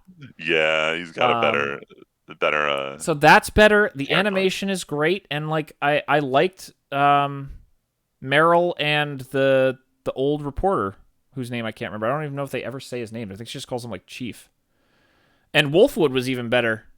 Like he actually has some character. He had a way better character in this one. So overall, I enjoyed it a lot. I'm kind of been dancing between like a 7 and an 8 in my head while we've been sitting here because I didn't want to score it until I revealed that I watched this. But like, I liked it a lot. I definitely prefer it over the original. There's some goofy moments, but there's way less of this wasting time on being goofy shit. There's not these repeat plot points of Vash goes into town and is goofy and then saves the day. Like, no, they don't really linger on that shit. They move it along, and I honestly think this being 12 episodes really paces it better than the original. Hold on, I'm looking at the names here. I didn't realize that Meryl's last name it's spelled Strife, but it's like her partner is Roberto De Niro. Yeah, no, that's right. I forgot that's his name. They never say his name, but they call him by his first name a lot. They very rarely use his last name because I would have been laughing way harder. But they definitely call him Roberto several times. I think just because Tyler reacted like that, I think I'm going to go up to I'm actually going to go to an 8. That might be too high, but I'm going to bump it up to a fucking 8 right now. I'm just glad they had... I'm assuming you watched it dubbed, right? Yes. Yeah, I'm glad they had Johnny Young Bosch back. Honestly, he seemed like he was... They kind of mixed him too low. He's way too quiet a lot of the time. A lie, he was. They also tried to just make him seem more softer as a character, so he just wasn't loud at all. Stop! Don't do it! Shut the fuck up, Johnny. Like, speak louder. But yeah, overall, I'm glad I watched it. I'm gonna figure out my next secret watch because I like being able to spring something.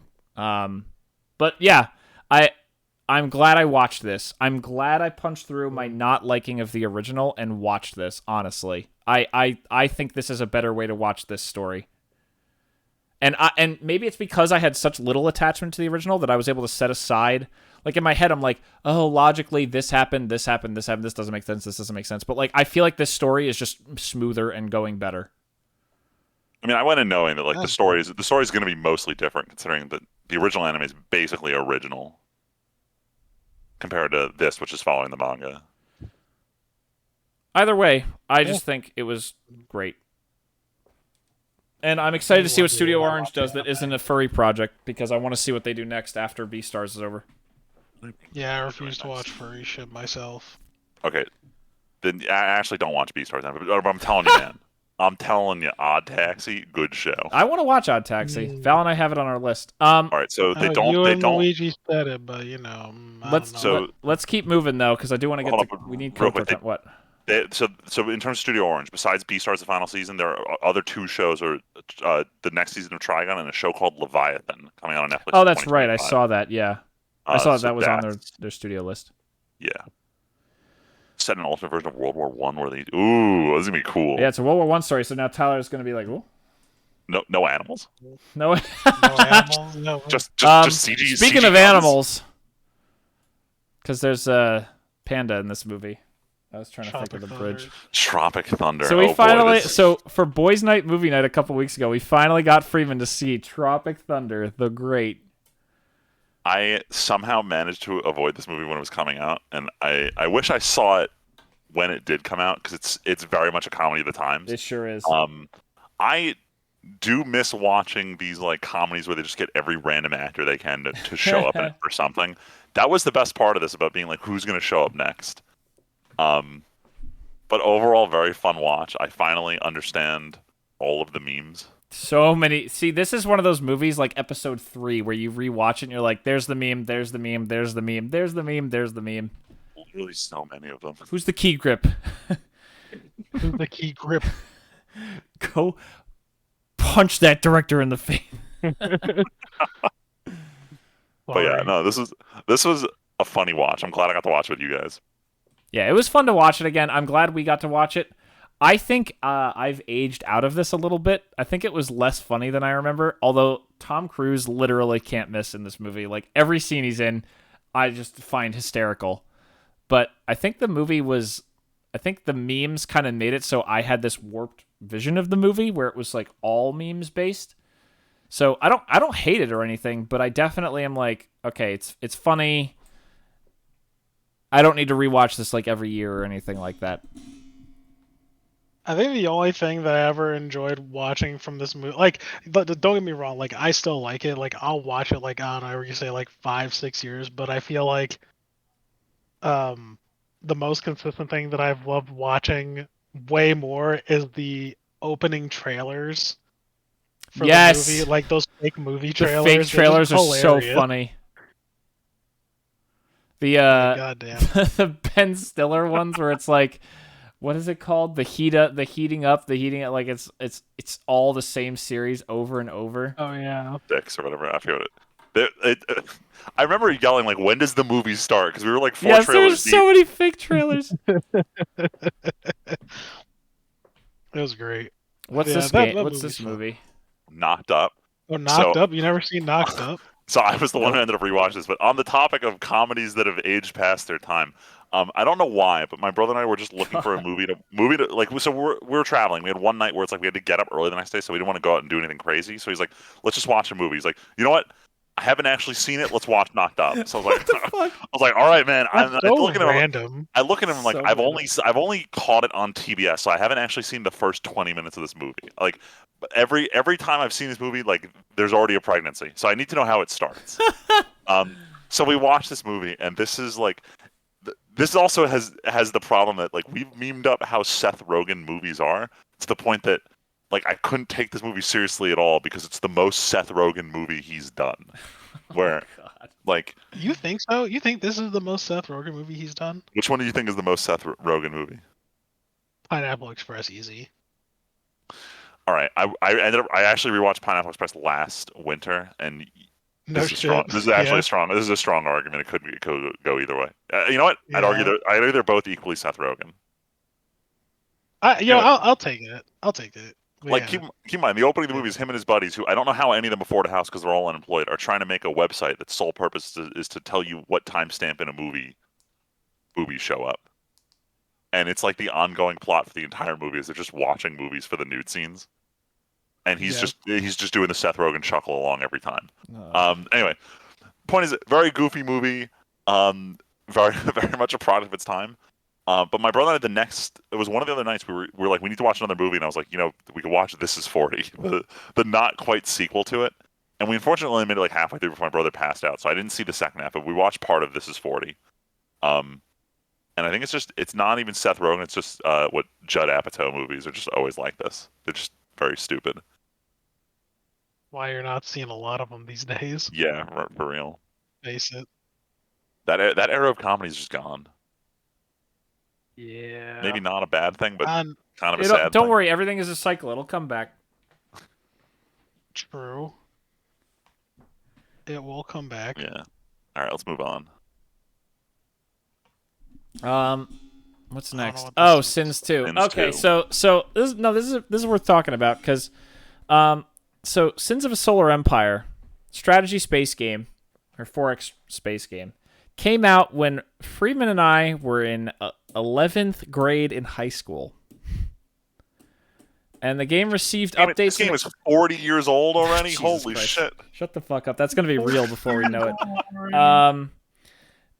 The sequel, Sins of a Solar Empire 2, finally came out about 3 weeks ago.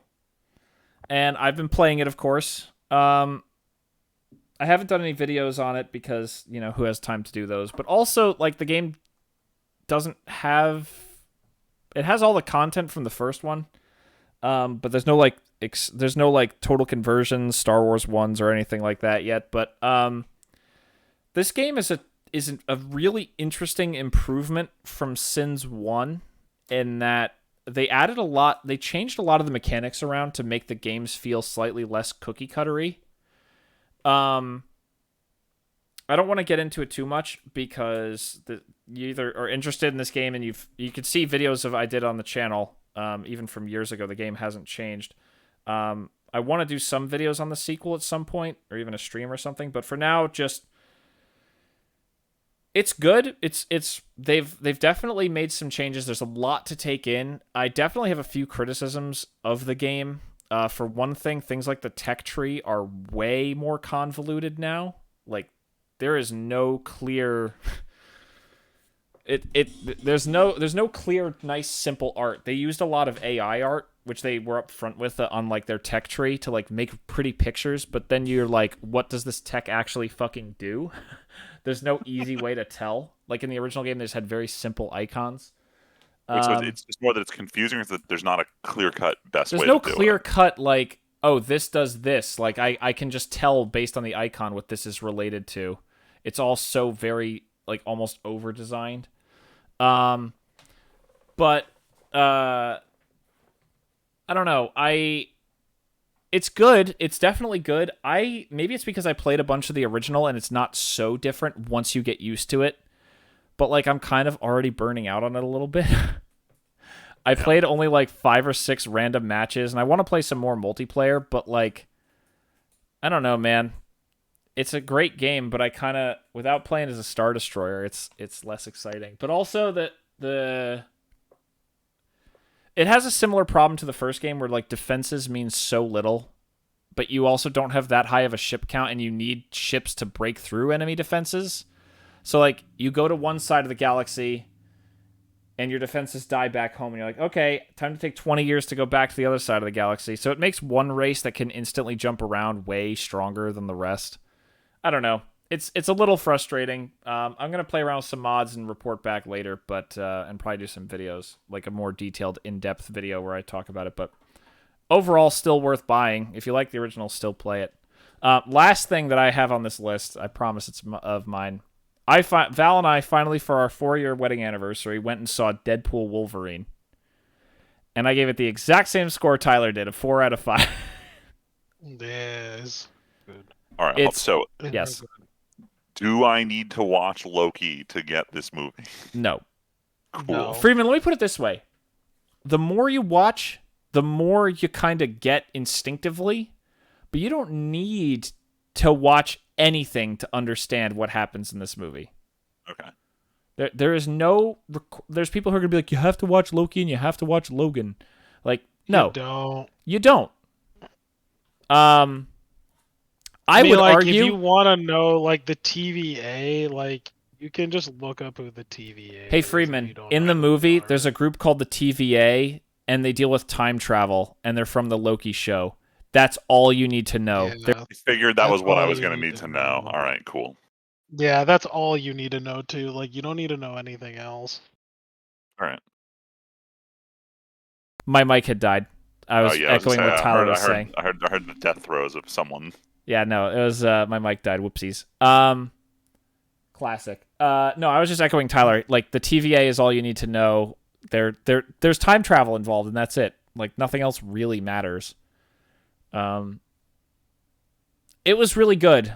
Honestly, I think I preferred over the second one. I think partially because Deadpool is almost less of constantly on screen. Like, having Wolverine to work off of instead of these characters that I don't like. You guys saw both of the first two, right? I know Tyler did, but Friedman, you saw 1 and 2. You just didn't see 3? Deadpool? Yeah, I've seen 1 and 2. Yeah. So all the side characters from 1 and 2 who you don't really have a connection to outside of Deadpool, like the taxi driver or like Colossus and stuff like that, none of them really are involved in this movie. It's very much about Deadpool and Wolverine, which isn't a spoiler, but I like that he has someone to work off of who is in it with him, basically. They both have like similar issues they're working through. As silly as that sounds like in a Deadpool movie. So it's not just him being emotional on his own or quipping with other people. Like, there's actually back and forth to them a little bit, and I think that adds more depth to the movie than the second one had. First one was kind of special because it was a whole new thing, but I think this is in the running for my favorite of the 3, maybe compared to the first one even. Yeah, honestly, it's been a while for me. Like, Yeah, it has. It I've has. been meaning to watch the other two Yeah. and like compare, but I did really like this one though. Yeah, I liked it a lot. I'm glad we saw it in theaters, but it's not essential. It's not like there's any like, wow, I needed to see that moment in theaters. No, but it handles a lot of stuff really well. There's a lot of No, references. you mean the opening? The opening scene had to have been seen in theaters. Yeah, that was pretty good. That's true with That the was sound, the amazing. sound system. The sound system, the song choice, the choreography. That's what I mean. Yeah, nothing Yeah. about the actual action. No, it was very good. I'm glad we saw it. I don't want to spoil too much because there's so much out there already. I mean, there's so many spoilers out there. I was already spoiled on a bunch of people who show up in the movie, but No, good news is it's still at AMC tomorrow, so I'm most likely going to see it tomorrow. Hell The question yeah. is, can I get off work at a reasonable enough time to watch Logan before going to watch this? you don't need to. I mean, Logan. I'm gonna try to though. See, you know what's interesting? I almost want to have a conversation with Tyler about whether or not you should watch Logan. You want me to leave the podcast 5 minutes early? No, so no, you no, can no, end no, with no, this no, no, conversation? no, because we're gonna be talking about KOTOR for an hour.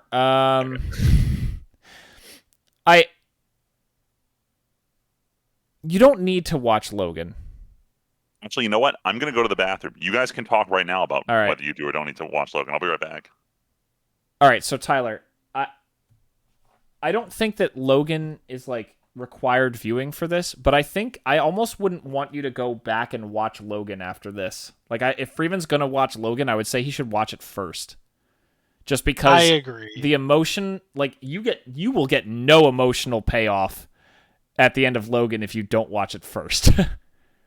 Yeah, well, also, like, this kind of brings back to the beginning because, like, they address Logan right. They do off the so bat. fast. So it's like you get more context for things, Okay. and like you said, the emotional payoff too. Like you get that. But So, it's like- frustrating because even the fact that this movie exists hurts the end of Logan. I know they address it and they like play into it, but like it feels like Yeah, actually, we talked. I talked this same topic at work today with some coworkers. about whether or not you should Funny watch enough. it. No.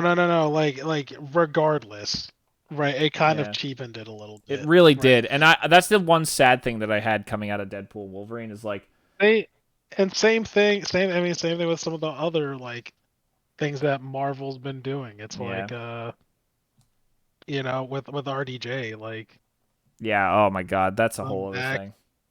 oh yeah, we didn't talk about that, but We don't need to. or did we? Yeah, we I think we did. I think it was to. long enough ago. Yeah, I think we did talk about it. Yeah, no, we definitely did talk about it. But it's the same kind of thing. Yeah. But I don't know. I whatever. feel like it's only going to get worse over time. So like if he can watch it, he should. But he's already missed. Frankly, I think the time to watch Logan was when it came out. So that means the best time now to watch it is whenever you can. Nah, he could have watched it before Deadpool. Huh? No, You I still mean the gotta fact watch that Deadpool Wolverine exists automatically makes Logan hit less hard. Like Logan came out when we were like, yo, he's I get done what with you're the saying. role. This is No, I his get what last you're time. saying. And the Yeah, fact that this movie that's exists, true. it's like, nope. Them King Mickey dollars, those Disney dollars, bro. And then at the end of this, Hitting. see you around. Probably not. Yeah, right. Like, I'm definitely done. Nope. Now them King Mickey dollars are always King Mickey. Tell me I'm wrong.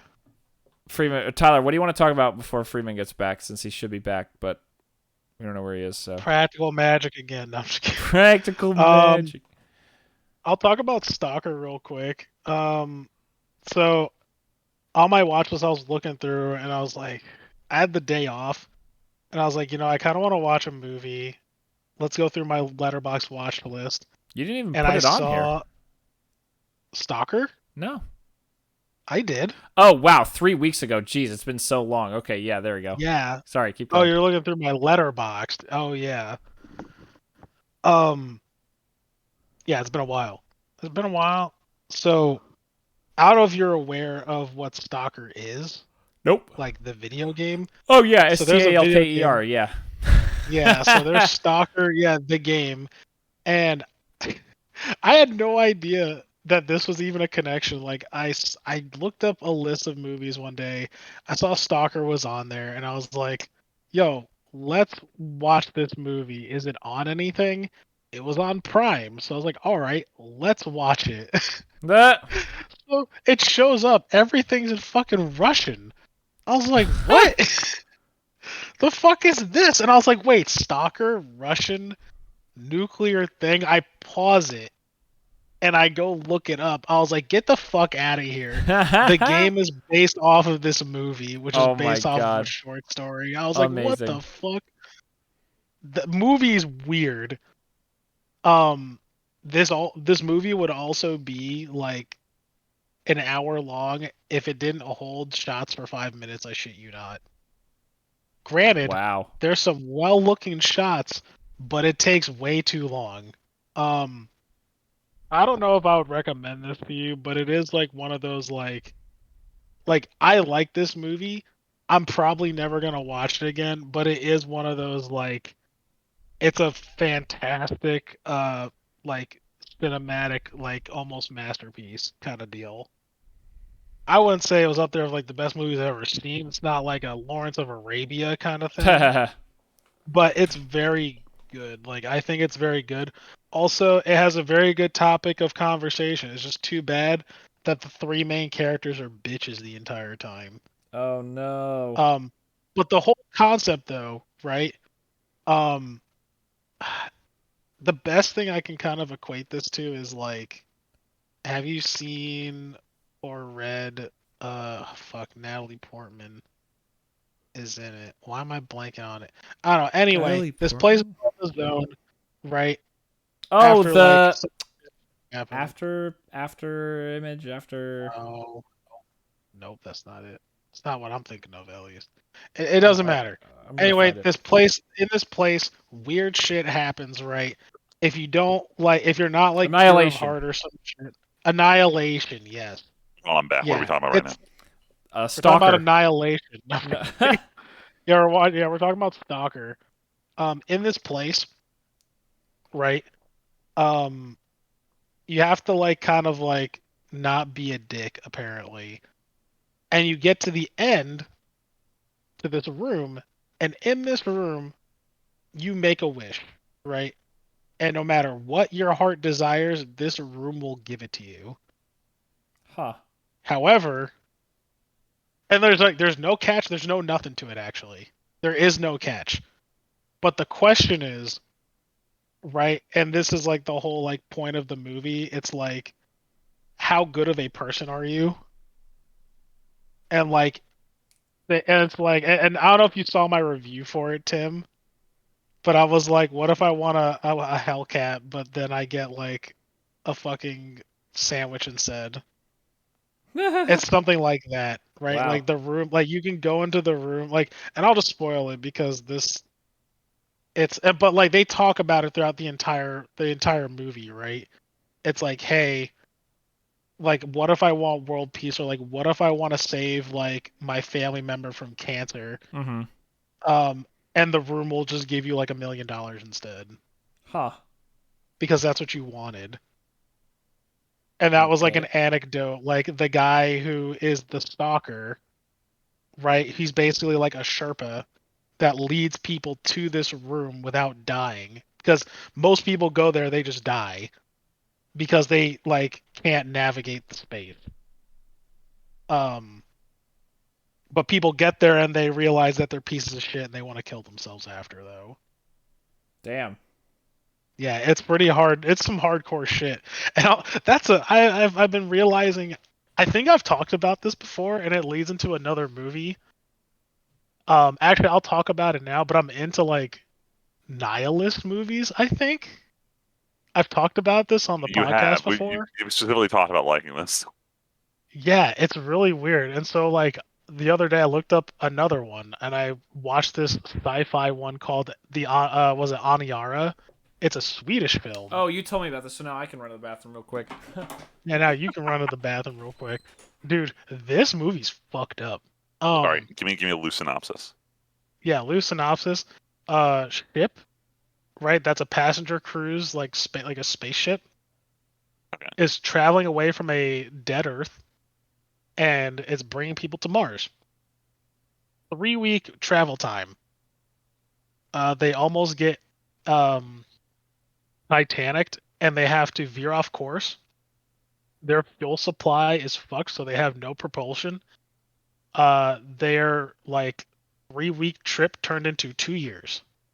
But it's like a cruise ship's worth of people, right? Or is it like more? Like way more. I'm talking like It's like the Ark.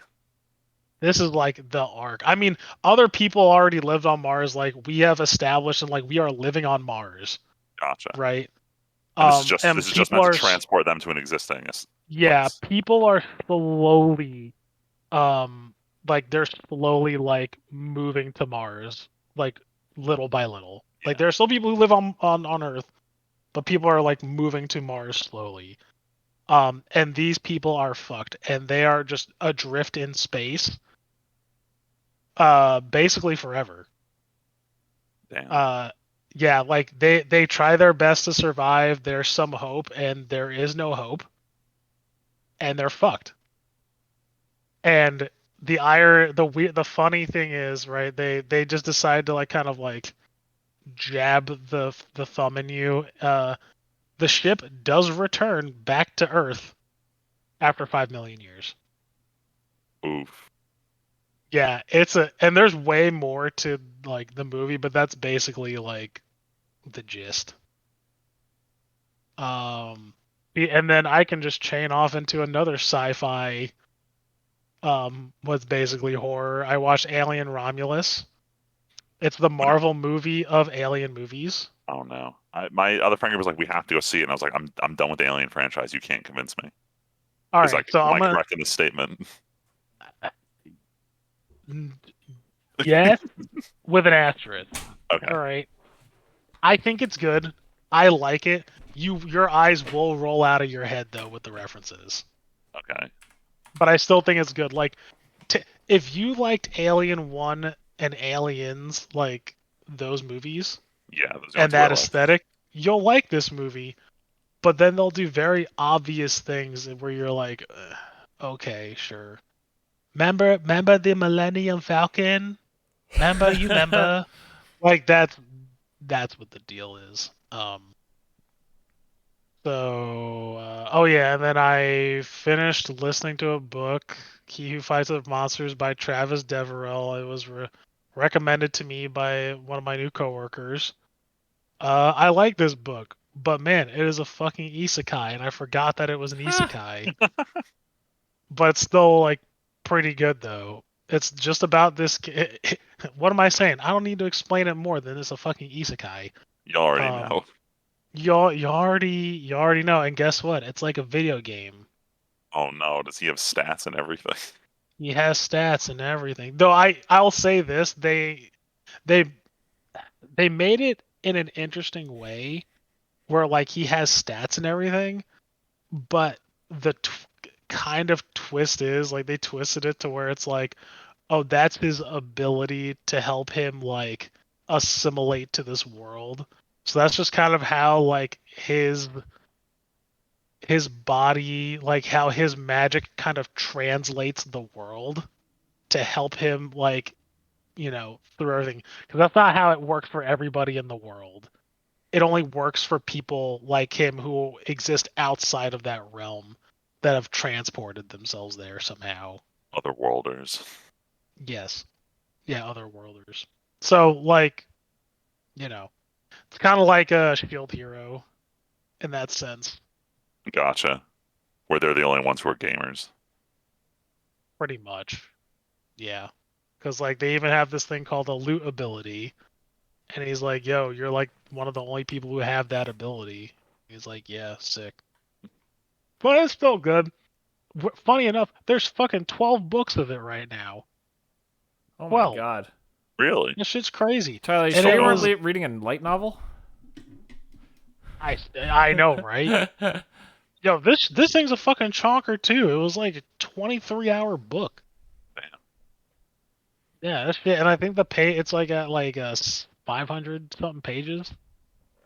Oh my But gosh. I don't know. I might continue it. I don't know. my rifle instructor's like, yo, you need to read My rifle that Wheel of Time, and I'm like, maybe, I might. It's 14 fucking books though. Jeez. Yeah, that's a lot. And then since it's late, I can't talk too much about KOTOR. I want to blow up about it, but I can't. I can't talk too much, Tim. I can't. You got a half hour. Go for it. Oh my god. So, all right, Star Timpedia Wars, fans, Knights of the everything Old you- Republic. We've right, been adding a every- separate this- timestamp to this one. This is How what y'all have important been it is. waiting for. Yeah, Tim got to experience most of this game. Not most of, but a as I good played chunk. it. A lot of the hits. True, you got to see a lot of the good parts. You got to see a lot of me go like, "What the fuck is this?" Or rage at the game for it being like objectively fucking shit. Yeah, tell me I'm wrong. Tell me me the thing you said. Tell me it again. Yeah, because you want me to tell you the thing that I said, but I need you to There's too many acknowledge things. for Yeah. the microphone. I said I have accepted and agreed many times, and I will happily. I said during my own fucking LPs of this game has so many technical problems running on modern hardware. This but game, it's a 10 out of 10 story. yeah, they're.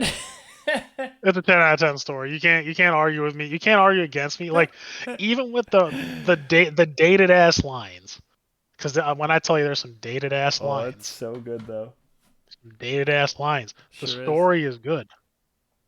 And when I This tell is- you, Sorry, no, this is your time. Go. Sorry. no, oh, this is my time. No. I was just gonna say, like, scrolling back to Acolyte, I was telling Tim yesterday, I was like, yo, pick a random story, just pick anything. It could be on Kashyyyk, my least favorite fucking planet, and it'd be a Fuck better them story rookies. than Acolyte. Yeah, it would. Every Like- planet's plotline would have made a better story. Yeah, dude, I'm telling you, Freeman, like, it's crazy, like, so the whole point of Acolyte, right? I'll give you the gist without like spoiling details, but I'm sure you probably will never see it. The whole point of the show is to illustrate, right, like how the Jedi Council isn't as all cracked up and goody two shoes as you believe they Aw. are, right? Right? And like the Sith are just like the Sith, like, it's like, oh, like at least you know the Sith are the Sith, right? Or like the dark side, or like They I don't think with pretend to be anything else. Yeah. yeah, right. With Acolyte was a little something else, but like the Jedi, you could tell like the Jedi Council aren't like the best, and that gets pulled way better in KOTOR. And not only that, like they don't even stop there. They're like, we know the Jedi Council's ass, but like you think the Republic is also good? Like, Nah, bro. they're kind of pieces of shit too. Did you know that like they're like going around like treaties and sending people off to their death like under the sea? Like, wait, what? Like, Yo, oh yeah, Manon did is you where know that they shit's have? wild. Dude, Manon was great. Manon, like honestly, after thinking about it, like, I mean, I like Korriban a lot. Like, Oh, as far as, like, easy, action easy goes. best planet. I think it's best planet, but like, I think the good plot was in Manon. And I know that's a hot take. I don't think it is. I think I would never have thought of that before you're talking about it, but with you talking about it, I don't think I disagree. Manon is literally a planet where you only fight things effectively twice. So the rest of the whole time has to be plot. Yeah, true. Because it's the embassy and the base, and that's it. You don't really fight any other time, so you have to just talk to people. So, for context, Manon Friedman is a neutral planet. Imagine if Switzerland also had the only source of healing Had oil. serum in the whole galaxy, or in the whole on the whole planet, in the galaxy. Yeah. And so, like, Sith and Republic go here, and they can't fight each other. They can't hurt. They can't kill each other, technically. Like, Manon has all these rules. And, like, So the many more rules. you get into the planets, like, everything, you start learning that, like, the Republic is, like, kind of fucks. But it's all under the guise of like the greater good, though, right? It's like Yeah. no, they're pieces Tyler, of shit. But it's like, some Cellcath who understand that their neutrality won't mean much if the Sith win. You know, they're smart enough to join the Republic. right. And, Meanwhile, the Sith kidnap and brainwash Cellcath kids. yeah, that was fucked. I was like, God damn. Totally missable quest. Still That irks is a me. missable Still quest. irks me forever. Yeah, that's fucked. That's fucked. But yeah, I mean, I like all the planets were a lot of fun. I liked them. Like I thought I was gonna hate Tatooine. I love Tatooine. Weirdly enough. No, you hate Tatooine. Tyler, Yeah. when I first played KOTOR, Tatooine, save it for last. Fuck this planet. When I play KOTOR now, always first stop, baby. Go get HK. Go kill sand people. Go kill the crate dragon. This is a fucking place to go. Yeah. Honestly, Swoop racing. Fucking. Fucking. If I replayed, I probably would do Tatooine first and then Kashyyyk just to get it out of See, the Tyler, way. Fuck that planet. it's so funny you say that because you just brought up a great point. If you played it again, like let's say you did a dark side run eventually, or played as a woman, or both. When you actually think about it, you pretty much did have the right planet order. You could just say Kashyyyk is thrown in there, whatever. When I played this for the first time, Tyler, you know where I went first? I went to fucking Kashyyyk. I went to fucking Kashyyyk because I was like, yo, Zalbar, he's a Wookiee. Maybe he'll be cool. Nope. Lame, losers, boring, the fact shitty. That he was lame on his own planet. The first wild. KOTOR planet I went to was in the fucking Shadowlands. Was where I started playing KOTOR, and I still love it today. So that just speaks to how good the rest of the game is. Yeah, at least you started low. Yeah, Tatooine was second. Yeah, no, it was funny watching Tyler play this because, spoilers for those who don't know, and Tyler already said it before, but you're Revan, and Tyler didn't know that spoiler, and so no, I shit myself, bro. That amazing. Was crazy. I was not expecting it. Michelle was like, "How did you not know?" My buddy Zach was like, "How did you not know?" Like everybody I know who has even touched or even heard of this game, they're like, "How did you not know?" This is like avoid spoilers? This is like a lucky clover. This is like somehow Tyler became the one. But honestly, I'm so glad you did because like it's one of those things. Like everyone talks about M. Night Shyamalan movies with twists and shit. Yeah, Tyler, that is a moment where the whole game is like it's a puzzle, and you just rotate that piece into place, and it's just click. Everything everyone has said to me so far makes perfect sense now. Yeah, but here's the crazy thing, right? Like I was telling Tim this, I was like, what made that better for me, right? As someone who never knew, because I have heard other people like fucking Star Wars losers talking about like, oh, like KOTOR's the best, like, Revan's fucking like the way it was weird. Like the stars aligned on this one where like this motherfucker shrouded in mystery, how like Revan's like this badass, and I'm just like, who the fuck is Revan? And I'm like, wait, I'm Revan? What the fuck? What do you mean? Like, so it compounded that twist. Like, honestly, it's probably the best twist because it was so because I was so involved in it, kind of. Yeah. It's also one of those things though that's so great because it's one of those things that you feel like was born out of like video game necessityness almost, because the mask and the look is so iconic of what Revan looks like the outfit, right? Not the guy, even though he shows up in the Old Republic. But it makes perfect sense. Why doesn't anyone know what Revan looked like? Because he fucking wears the mask even before he's in the Mandalorian Wars. Yeah. Like, you flash back to on Dantooine, and you're like, wow, there's the star map. And he's already in the outfit. Dude. It fucked me up. This guy's never going to go evil. He wears a Sith mask all the time. Never going to go evil. Yeah, dude. And then at the end, right? It's like as we were talking about it last night when I beat it. Oh man. Like honestly, it's such a great question. It's a good question. Like Freeman. Oh baby. This is the whole crux of like the theme, right? Yeah. The whole bit about are the Jedi Council what's up with the Jedi Council? Uh come to find out, right? Cuz I just told you like you're Revan, right? Yeah. How come I don't know that I'm Revan through like half the game? It's because the Jedi Council fucking brainwashed me. No way. So- Yeah, bro. They wanted me to go to the light side, and so like after, you wake up, you do all this shit. They're like, "Oh yeah, you're a good guy. You are of the light side. So Freeman, You're a Jedi." I'll give you the super quick because even if I would still say you could play KOTOR. Tyler's end might disagree, but even if you play KOTOR, it's fine knowing that because the stories along the way are so good.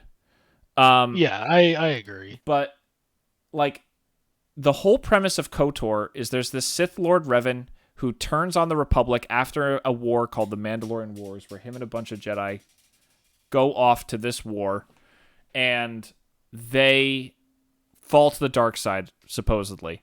Eventually, a Jedi team goes to kill Revan on his ship, and Malak goes, "This is my chance," shoots his master's ship, and Revan is almost killed, and a Jedi saves his life, and his mind is wiped by this. Like, he's just a husk. And the Jedi Council programs you to be a soldier of the Republic to see what happens if they can pull the memories out of you that they need to help beat Malak. And so the twist comes and it's like, oh shit, wait, I'm Revan? And from that moment on, you basically, the light side options are, I know the Jedi Council fucking brainwashed me. Not like I'm just a good guy to be a good guy. It's like, I know the Jedi Council reprogrammed me, but I am actually happier and prefer to be this way. Yeah.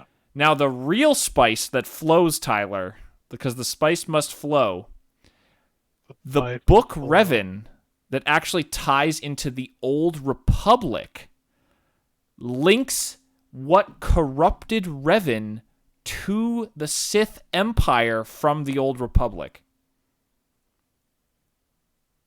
In KOTOR 1 a little bit, they allude to it, but more in KOTOR 2, they talk about what is out in the Outer Rim that corrupted Revan and Malak after the Mandalorian Wars. It was the fucking Sith Empire from the Old Republic.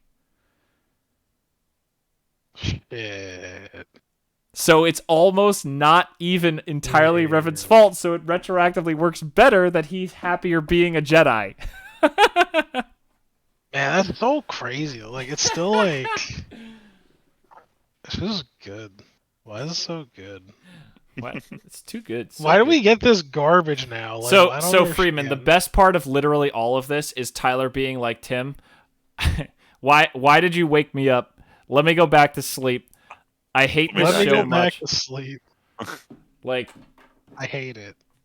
Tyler's like, oh, the Acolyte though. Oh, the man, like all these shows. This is my that are- Gundam, Freeman. This is my Gundam.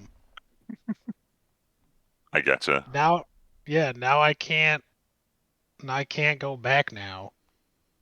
You can only go forward into KOTOR 2, Tyler. Yeah, I'm gonna do someday, that. And someday you will. Yeah, no, I definitely will. I'm still reading these Thrawn books. I'm like super slow. Oh, that's right. You're But I'm enjoying also them, you're too. literally Tyler. It's like looking into the past of like, poor Tim. Before he went so down this road that he was scarred forever. Tyler is now following that path down the dark side. Yeah, dude. I will say, Man, fuck. so Tyler, you said yesterday that you would not recommend someone play this game on PC. And it's because No, you had a I would not. crazy bug where most of the time after combat you couldn't move your character. No, yeah, I could not. It was Still don't know terrible. what caused that.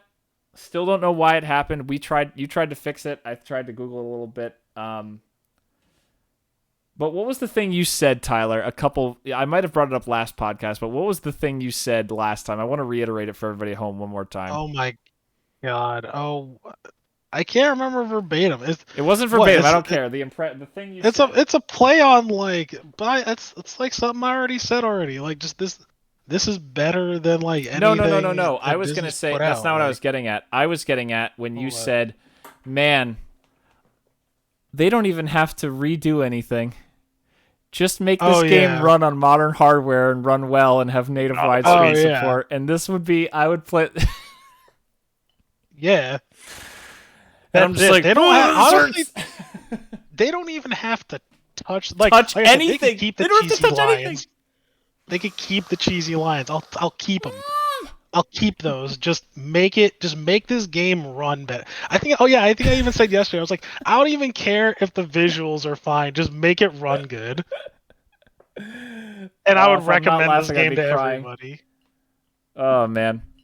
We were even like Freeman, we were watching like the last cutscenes because Freeman, this game is so old that the game doesn't have baked in cutscenes. It launches a video player to play cutscenes, like pre-rendered cutscenes. Pre-rendered? Oh boy, it's that era. Yeah. And me and Tyler are like, man, imagine if they could like redo this cutscene with like a lot of spaceships instead of like 5, because that's how many they could fucking model at one time. Like this would be fucking crazy shit. And it's just like, Nope, it's too hard. No one's gonna do it. We give up.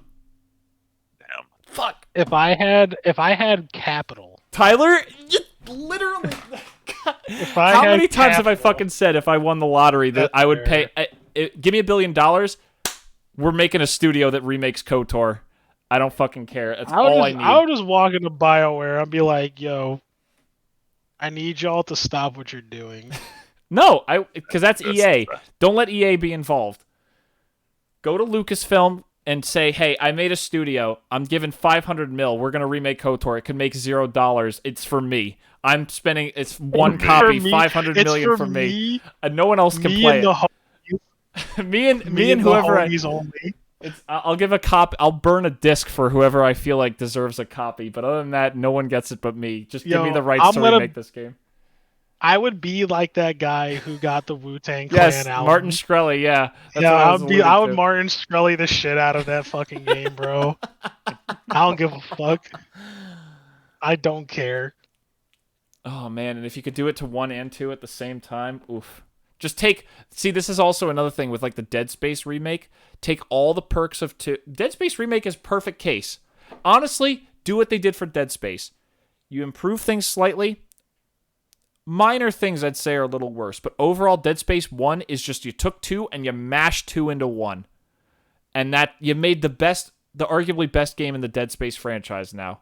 It's all you had to fucking do. Just do the same thing, except improve both across the board, but take 2 fixes and put them in 1. I was going to say, they could do it. I mean, they did it with Mass Effect. They literally did it with Mass Effect. Yeah, I still have never played Legendary. I need to do that. I'm telling you, it's. I know it's way better. I believe you. I gotta. That's like literally what it was. Like, what Mass Effect 1 was unplayable for me. It's rough. And like they were like, okay, we get you. So like, what if we just took the combat from 2? You like the combat from 2, right, guys? Like, you like that, yeah? How can we make that in 1? Oh, you guys did like that. Oh, thank Christ. So it's not. It isn't that much of a departure. I don't want to make it sound like, ooh, KOTOR 2 is infinitely better than KOTOR 1, in terms of like its combat and stuff. But it is. Does it have Pazak? Oh hell yeah! It has more. Right, I told you, Tyler. All the special Pazak cards that you have, the yellow cards, those all come from KOTOR 2. They expanded Pazak. It was the joke. Yeah, I know, but it's a yoke. Oh, Tyler, did you tell Friedman what came in the mail? You get more cards. No, he was aware of the Pazak deck, I think. No. The sleeves for the Pazak deck came in the mail, so now they won't get. No. I bought those in person. I went into a shop. Oh shit! Even better. And actually got those. Yeah. Oh my god. Pure Pazak. Yeah. Pure Pazak. Actually, really I say that you haven't heard that line yet, because there's a character in KOTOR 2 who's one of his minor catchphrases is pure Pazak when things go well. No, it's actually funny because like I went to this comic shop when I was away for the weekend, and they were selling these, and I'm like, yo, he doesn't even know I'm using these for Pazak.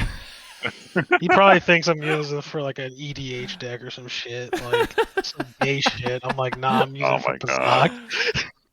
Tyler, you should have fucking said like, "Oh, I picked up this new card game. I want these sleeves for." And you just say Pazak, and Oh, the guy's Pazak. like, "What?" That would have been pretty great. Oh, that would have been golden. But yeah, so I mean, Tyler, you now live in a post-KOTOR world. I guess that's the easiest way to put it. You have now finished KOTOR. Yeah, that's a great game, but man, I wanted to scream. Yo, Friedman. Yo, though there are dude. parts at the end of this game where, like, unless you have min-maxed perfectly, and Tyler's party was a little messed up, not by Tyler's fault, but there are some parts where they like partially just. was my fault. There are enemies who appear and T-pose in place because they spawn waves of enemies, and Tyler was like, dude, that guy just T-posed in. What the fuck is going on? I'm already about to die. Dude, that was my problem, like the balancing, because Oh, the game gets all the way way up- harder on the Starforge. It's weird. well, like why? Like why do they spawn so many? Why? Why, Tim? Tyler, because you're on the You can't even Starforge, tell me. man. The Sith and Dude, Dark come Jedi on. everywhere. I would have never been able to beat this on a fucking OG Tyler, Xbox. Tyler. Never. Yeah, you're welcome. Dude, I almost didn't. No, I had to that run with all save Jedi. editor saved my life. I had to run. I was Oh, beating those one-on-one fights is fucking. I told you, you didn't have the best shield, but also yeah, it was the same thing. But like I was still up until that point. I was still beating the game legitimately, and like I think I used the save editor once to Like I literally got that save editor because you and everybody on Reddit was like, "Yeah, stealth is useless." I'm like, Yeah, it is. Oh yeah, you were like, Tim, I'm okay. putting points to the stealth, and I'm like, no, don't do it. like fuck It's me, I guess. So I worthless. just reversed it. Like I put the points. I made that the dump stat, But and man, Tyler, like again, I know we keep talking about it, but like now, like it's so much easier for me to talk about now that someone else has played it. But like, could you imagine reworking some parts of that game to have stealth not be the most like the fucking like you can see right how in the Selkath base in the underwater base. Stealth could totally have been viable there in a slight rebuild of the game, but you have Stealth no would have reason been to great stealth. everywhere. You never have a Honestly, reason to stealth. there's a lot of places in this game where stealth could have worked. Imagine if you could sneak into the Sith Embassy like a fucking Deus Ex game and ghost in and ghost out, and you're not banned forever. Yeah. Like all these things, would be. but they just never. Stealth is so fucking worthless, and it's Yeah. frustrating because you only like in KOTOR 2, having just replayed it. I didn't even add to the show notes that I replayed KOTOR 2 faster than Tyler played KOTOR 1 because I wanted to because Tyler played KOTOR, but. I mean, you've already experienced all of it, so you can skip all the stuff you don't want to play, right? Well, exactly. No, I played all of it again, obviously. Yeah. Every side quest, like- including the Pazak one. And I won every match legit. It was great. I love Pazak. There's 3 instances where you need stealth. One of them is to sneak past a sensor so that you can walk up to it and disable it. And then twice on one planet, you actually use it to eavesdrop on people. There is dialogue that you can only eavesdrop if you stealth near 2 different groups of people to get quest objectives. That shit's cool. That's the kind of thing KOTOR 2 explored that KOTOR 1 never did. In KOTOR 1, you literally never have a reason to use the stealth ability. Because either it's a forced fight if it's hard, or if it's an easy fight, just fucking kill him. Because you're usually strong enough to just kill people. All right. Yo, fuck Malik. Yo, but that final fight was pretty cool, though. I told you, like, that arena has got some cool stuff going on. Yeah, the arena was cool. Oh, you mean the mechanic that I used in the boss fight I gave you guys? Yeah, you're right. Oh my god. You're right. No, it was cool. I'm just like, man, all these games taking my fucking ideas and shit. I hate this. Taking my ideas, took your ideas 10 years before you even knew what D&D was. Yeah. Beside the point, like Resident Evil 4 took my Iris idea. Like, the hell is this shit? Hell yeah. No, but I did have to cheat on Malik because Tim watched me die to Malik. No, It was first time. the funniest thing. The first time, yep. Yeah, first time I beat him, like I fucking ace him. Yep. But then the glitch happens, There's a phase 2. and I can't move in phase 2 of the boss fight. so then And so Tyler I gets rage killed. quit. Yeah, keep going, sorry. Yeah, I kind of rage quit, and I F5 when I should have quick saved, because fixing it, I can quick save with F4 and then reload with F5, right? Yeah. But instead, I just F5'd. So he's back Oh, before no. the fight. So I'm back before the fight, and Freeman. Tim watches me. My character whiff all of these attacks 6 times. Like, He hit 6 maybe- attempts. He had like 6 attempts, and each time he hit maybe 1 attack out of like 10. Damn. After the first round was hit, done, phase 2. This time it's like miss, because Tyler was dual wielding lightsabers, so each of those counts as a hit. So first attack, miss. Second attack, hit, miss. Third attack, miss. Fourth attack, miss, dead. Damn. And then, like, this motherfucker would stun lock me. I'm like, okay. All right, game. So Tyler went into the Okay. save editor and turned on the setting that says you're an unkillable character. Yeah. Dude, I was pissed. I was like, I've Tyler never was about in to. my life. So Freeman, Tyler closed the game at one point. I thought he was about to uninstall the fucking game, but he was actually save editing to make himself invincible. But I was like, Tyler's Yes. so mad he might just uninstall the fucking game right now.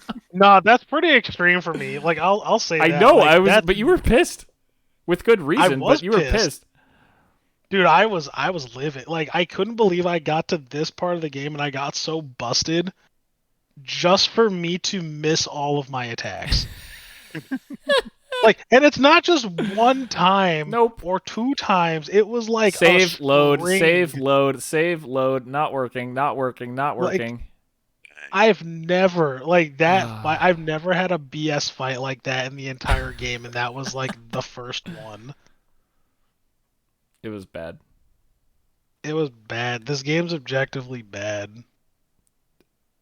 10 out of 10. but the story is a 10 out of 10 though. I told him, I was like, yo, it's up there with like my favorite video game stories for sure. Hell yeah. Really? Oh yeah. It really is. No, you know It's why? a shame that I can Yeah. I can distill this so much because we talked about this when we were last time we were talking about the Star Wars watch order. This has the Star Wars magic. This is the heart of what Star Wars is stories like this. yeah. This I is it's agree. not just the Empire again. It's not just but it is light side, dark side, but there's nuance to it, and the characters are what carry it. You know, for every Zalbar, there's a Bastila, and for as much as you bitch about Karth, Tyler, you're gonna remember Karth for a long time. Karth is a And loser. Jolie might oh be man, one of my favorite, if not favorite, Star Wars characters. Actually, Tyler. Dang. Every time you say something like that, I'm like, Jesus Christ. Can I fast forward 6 months into the future when Tyler's finished KOTOR 2 to hear what he says about this game? yeah, right. For real. But yeah, Jolie Jolie's was great. great. Juhani's kind of a loser. Mission's cool in the beginning, and then she has nothing to do. Like KOTOR 2 is much better about keeping party members relevant late game and early game, instead of it being like, oh, Karth kind of has a story, and then Mission has like nothing. Zalbar is a waste. T3 is a droid. Like, Yeah, T3 is a droid, and that's it. Tyler, I'm gonna spoil one minor thing for you about KOTOR 2. It's not even a spoiler; it's a mechanic. In KOTOR 2, there's a mechanic called influence, where depending on your dialogue with party members and the actions you take while they're in your party, you will gain and lose influence with them, which will unlock new dialogue if your influence goes up, and you will influence them towards the light or dark side depending on which way you're going. So there's no more of that's this neat. static dark side, light side for characters. If you have maxed influence to someone and you're max light side, they will also get buffs from being max light side. That's pretty neat. It's pretty fucking neat. It has a lot of story implications because there are side quests you cannot do. Like in my playthrough, I missed out on some influence opportunities with one of the characters, and I didn't finish his storyline. Dang. I couldn't. Damn. Now, you might be able to if the save editor works for you, but it didn't work for me, and for some reason, and I couldn't fucking cheat his number higher, so I was just screwed out of finishing his storyline. Damn. Nah, I want to play it through legit. Like You should. The save editor Not is disagreeing. there, like as insurance. No. Like, Trust me, I'm not saying you should save edit or anything, but like yeah. it was really cool. I was frustrated because there are perks, unlike also in that game where there's just you finish someone's storyline. It's like, okay, Karth's story is done because you found Dustil. Like, no, there's reasons to carry people's storylines through in this game. They get Right. stat buffs and they get new items and stuff like that unlocked as you progress their stories. So there's reasons to build influence with your party. I said build influence, but like you could like talking to them and like getting them to like you has reasons. It's not just click, I leveled up, time to see what Basilisk says, time to see what Karth says, time to see what Mission says. It's cool. Anyway, it's after 11 o'clock. Yeah, you guys We got used the half hour exactly, that I we need you to legitimately have. used the exact half hour, so that's enough for that. I'm sure we'll talk about Okay. KOTOR more in the future when Tyler starts KOTOR 2 in a few months, but until then, no, not until then. Until the next podcast. Till then, yeah, we're gonna cancel the podcast until it's a Tyler and Friedman play Tim's favorite old games podcast. Until next time, my name is Timpedia. I'm Friedman. oh, the And red. it's playing KOTOR 2. And we'll catch you guys next time. Thanks for listening.